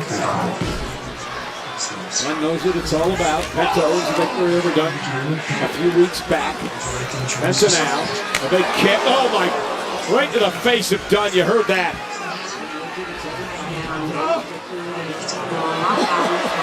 Again, the uber athletic Penta. Uh-oh. Dunne caught him. There's that sit-out powerbomb for the win. Almost had him. 2.5. Referee Eddie Arango, they're on the count.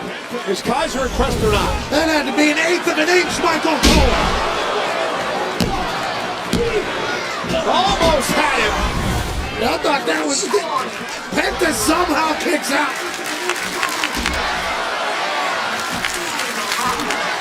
Sold out crowd at the Spectrum Center in Charlotte. Of course, a hotbed of professional wrestling, and seeing two of the best in the world go at it here tonight. The legendary worldwide star Penta and Pete Dunne. German suplex released by Dunne. Big kick by Penta. He's still putting on a fight. Now step up Inzaguri drops Penta in his tracks. Did Penta lose a tooth? He got back to his feet quickly though. Dunne top rope up over the top of Penta. Penta down! Mexican Destroyer!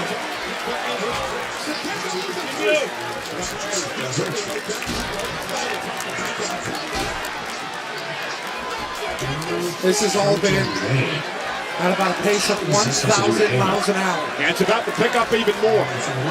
For the Mexican Destroyer at this stage. And now Kaiser. Pettit was going for the Tobacon Hilo, and Ludwig Kaiser causing the interference, and allows Pete Dunne to capitalize. Dunne roll up, shoulders down on Pettit. Try to grab some tights, couldn't. Pettit kicked it too. Ludwig Kaiser gets involved. He grabs his tights. He still can't beat him. Of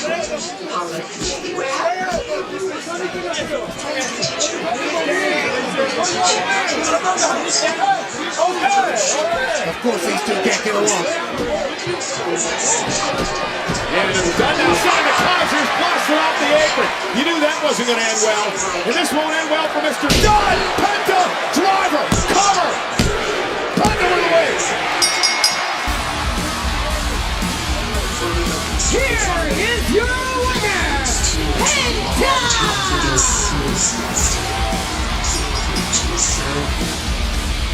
Once again, impressive. For the luchador, Pettit. Uses Pete Dunne as a weapon to clear Ludwig Kaiser the hell out of the way for the Pettit driver. 1, 2, 3 by Eddie Orengo, and Pettit remains undefeated in the WWE. Oh, 9! And now Kaiser assaulting Pettit from behind. Again, Kaiser ticked off after losing to this man a couple of weeks back. Now Pete Dunne involved. He's upset that Kaiser was out here and ruined the match for him. And now they come to blows outside the ring. Pettit with a Tobacon Hilo takes out both men. Oh, the Pettit experience is such a wonderful one. Two Stooges out here, Pettit takes out both of them.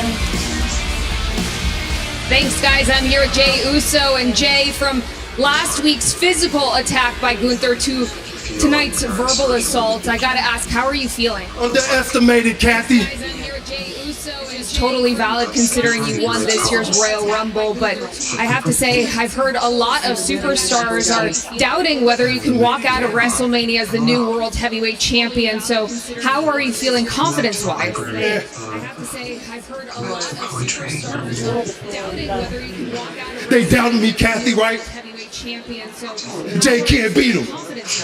I can't beat him. They keep on doubting me, but who's standing in front of you as a Royal Rumble winner? That's me. And at WrestleMania, Kathy, I'm gonna shock the world again. When I beat him and become new World Heavyweight Champ. That's me. And at WrestleMania, Kathy, I'm gonna shock the world again. Thanks, Jay. When I look in the mirror, I don't see a villain. I don't see a hero. All I see is the prodigy. The most decorated woman in NXT history. Breakout tournament winner.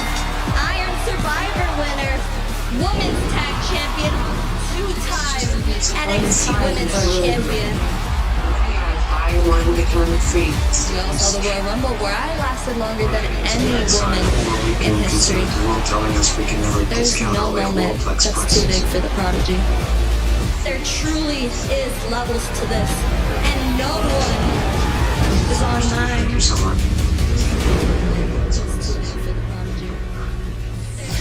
Well, can her almost Cinderella-like run continue?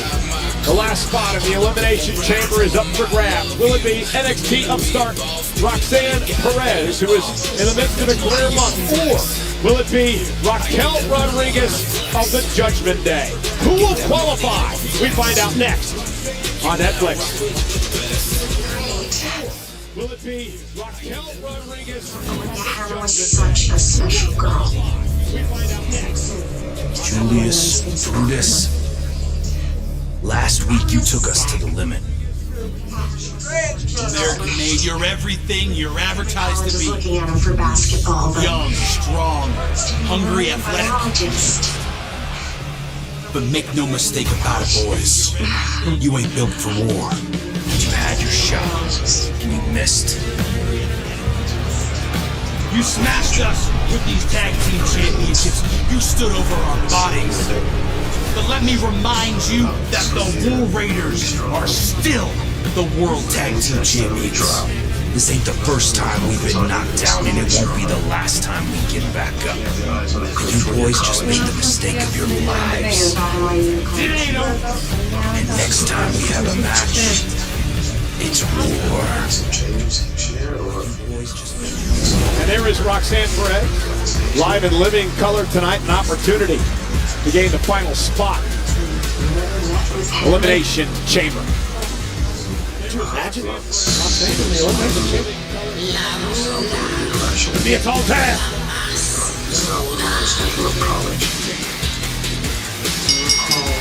The following contest is set for one fall, and it's an Elimination Chamber qualifying match. Making their way to the ring, being accompanied by Liv Morgan from Rio Grande Valley, Texas, representing Judgment Day, Raquel Rodriguez. So there's a lot to talk about tonight in this matchup. So there are 6 spots in the Elimination Chamber. Already filling those spots, Bianca Belair and Naomi from SmackDown, the Women's Tag Team Champions. Liv Morgan has qualified. She's in the ring right now with Raquel. Bayley is in, and so is Alexa Bliss, who's returned to Friday Night SmackDown. Final spot here tonight. The winner of the Elimination Chamber match goes on to WrestleMania to take on either Rhea Ripley or Io Sky. Whoever's world champion at WrestleMania, they have a title match next week on Monday Night Raw. So here we go, Roxanne Perez and Raquel Rodriguez. And obviously Liv Morgan is out here excited and hoping that Raquel will join her in the Elimination Chamber so she can hand her a win. Well, Raquel may have the advantage. Roxanne Perez went through a hellacious match, the main event at NXT Vengeance Day this past Saturday. Won it by Julia, fatal 4-way for the NXT Women's Championship. That's a title that's been held on 2 different occasions by Roxanne Perez. Yeah, and it's anytime you're taking on Judgment Day, you know there's going to be a numbers game, but the Prodigy's ready for anything. Oh, and a big slap. Not sure that Roxanne to Raquel. Not sure that was smart. She took a balance, and I got the power game as well, Raquel. Oh, and a big clothesline by Raquel. Also want to send a big congratulations out to Stephanie McCurr of NXT, the brand new Women's North American Champion, winning that at Vengeance Day. Everything happening at NXT is obviously so incredibly special. First time ever that these two have gone one-on-one battle. Much talent in the WWE. Roxanne Perez was trained by the legendary Hall of Famer Booker T, who told me many years ago that this young lady was going to be a superstar, and indeed she is. Roxanne Perez, who set a record in the Royal Rumble match this year. Raquel Rodriguez in pursuit of Perez, who looks to outquick Raquel tonight. Saying smacked Raquel Rodriguez in the face 2 times. Said, hey, I might be young, but I ain't scared enough. Suicide dive, but that was a suicide, all right. Raquel Rodriguez intercepting Perez and sending her into the post, and Raquel's taking over. Well, he just tossed her like a javelin. Again, pretty incredible. Royal Rumble for Roxanne Perez back. She entered at number 3. Set a record in the Women's Rumble at 1 hour, 7 minutes, 47 seconds. Certainly impressive. Everything that she has done has been impressive, which is why I call her the Prodigy. You know, this Women's Elimination Chamber match is shaping up to be something. Again, the power of Rodriguez. If Raquel wins, she would be in the chamber with her teammate. And a lackadaisical cover, Perez kicked out. Raquel would be in the chamber with her teammate Liv Morgan. Already teammates and tag team champions Bianca and Naomi are in the chamber match. What do you do if it comes down to you and your teammate? Yeah, you would assume that it's every woman for themselves, but Liv seems to think that Raquel's going in there just to work for Liv. I mean, that needs to be said. She has said that numerous times as she's clapping and asking North Carolina to give her bodyguard a round of applause. Liv, you do realize, right, that if Raquel wins, she could knock you out of the chamber, right? Yeah, but what if she wants to win it? What if she wants to win it?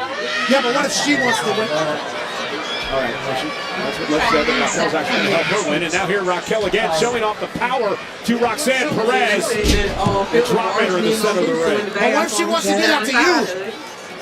That would be great if she did that to you, actually. Okay, got it. You see Liv Morgan still snorting that black eye after the big battle. Yeah, I just been catching up on the rest. Well, can her almost Cinderella-like run continue? The last spot of the Elimination Chamber is up for grabs. Will it be NXT upstart Roxanne Perez, who is in the midst of a career month 4? Will it be Raquel Rodriguez of the Judgment Day? Who will qualify? We find out next on Netflix. Then I like to write down the match you don't have who's winning it. Like yeah, keep up with it that way. Julius Brutus. I've been doing all last week you took us to the limit. American made, you're everything you're advertised to be. Young, strong, hungry, athletic. But make no mistake about it, boys. You ain't built for war. But you had your shot. And you missed. You smashed us with these tag team championships. You stood over our bodies.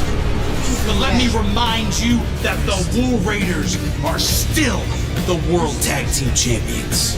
This ain't the first time we've been knocked down, and it won't be the last time we get back up. But you boys just made the mistake of your lives. And next time we have a match, it's war. Just been sipping on this. And there is Roxanne Perez, live and living color tonight, an opportunity to gain the final spot. Elimination Chamber. Imagine. It'll be a tall task. Sam, what are you doing? The following contest is set for one fall, and it's an elimination chamber qualifying match. Making her way to the ring, being accompanied by Liv Morgan from Rio Grande Valley, Texas, representing Judgment Day, Raquel Rodriguez. So there's a lot to talk about tonight in this matchup. So there are 6 spots in the Elimination Chamber. Already filling those spots, Bianca Belair and Naomi from SmackDown, the Women's Tag Team Champions. Liv Morgan has qualified. She's in the ring right now with Raquel. Bayley is in, and so is Alexa Bliss, who's returned to Friday Night SmackDown. Final spot here tonight. The winner of the Elimination Chamber match goes on to WrestleMania to take on either Rhea Ripley or Io Sky, whoever's world champion at WrestleMania. They have a title match next week on Monday Night Raw. So here we go, Roxanne Perez and Raquel Rodriguez. And obviously Liv Morgan is out here excited and hoping that Raquel will join her in the Elimination Chamber so she can hand her a win. Well, Raquel, they have the advantage. Roxanne Perez went through a hellacious match, the main event at NXT Vengeance Day this past Saturday, won by Julia, fatal 4-way for the NXT Women's Championship. That's a title that's been held on 2 different occasions by Roxanne Perez. Yeah, and it's, anytime you're taking on Judgment Day, you know there's going to be a numbers game, but the Prodigy's ready for anything. Oh, and a big slap. Not sure Roxanne to Raquel. Not sure that was smart. So they got a power game as well, Raquel. Oh, and a big clothesline by Raquel. Also want to send a big congratulations out to Stephanie McCurr of NXT, the brand new Women's North American Champion, winning that at Vengeance Day. Everything happening at NXT is obviously so incredibly special. First time ever that these two have gone one-on-one battle. WWE. Roxanne Perez, trained by the legendary Hall of Famer Booker T, who told me many years ago that this young lady was going to be a superstar, and indeed she is. Roxanne Perez, who set a record in the Royal Rumble match this year. Raquel Rodriguez in pursuit of Perez, who looks to outquick Raquel tonight. Saying smacked Raquel Rodriguez in the face 2 times. Said, hey, I might be young, but I ain't scared of nothing. Suicide dive, but that was a suicide, all right. Raquel Rodriguez intercepting Perez and sending her into the post, and Raquel's taking over. Well, he just tossed her like a jack. Again, pretty incredible. Royal Rumble for Roxanne Perez back. She entered at number 3. Set a record for the women's Rumble at 1 hour, 7 minutes, 47 seconds. Certainly impressive. Everything that she has done has been impressive, which is why I call her the prodigy.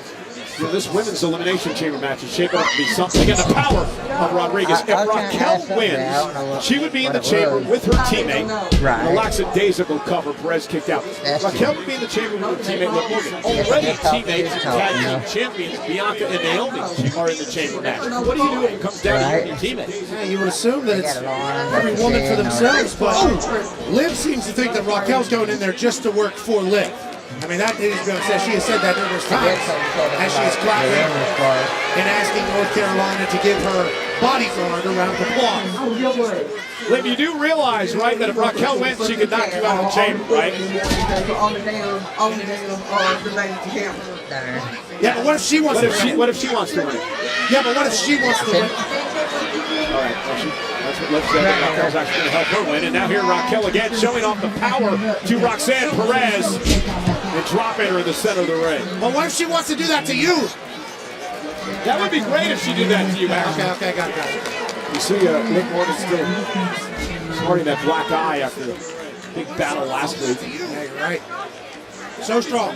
So strong. That's a good bodyguard to have in the elimination chamber. Just hope she doesn't turn against you if she can get past Roxanne. Went for a buckle bomb, and Roxanne able to counter, sending Raquel into the corner. And now Roxanne Perez with an opportunity.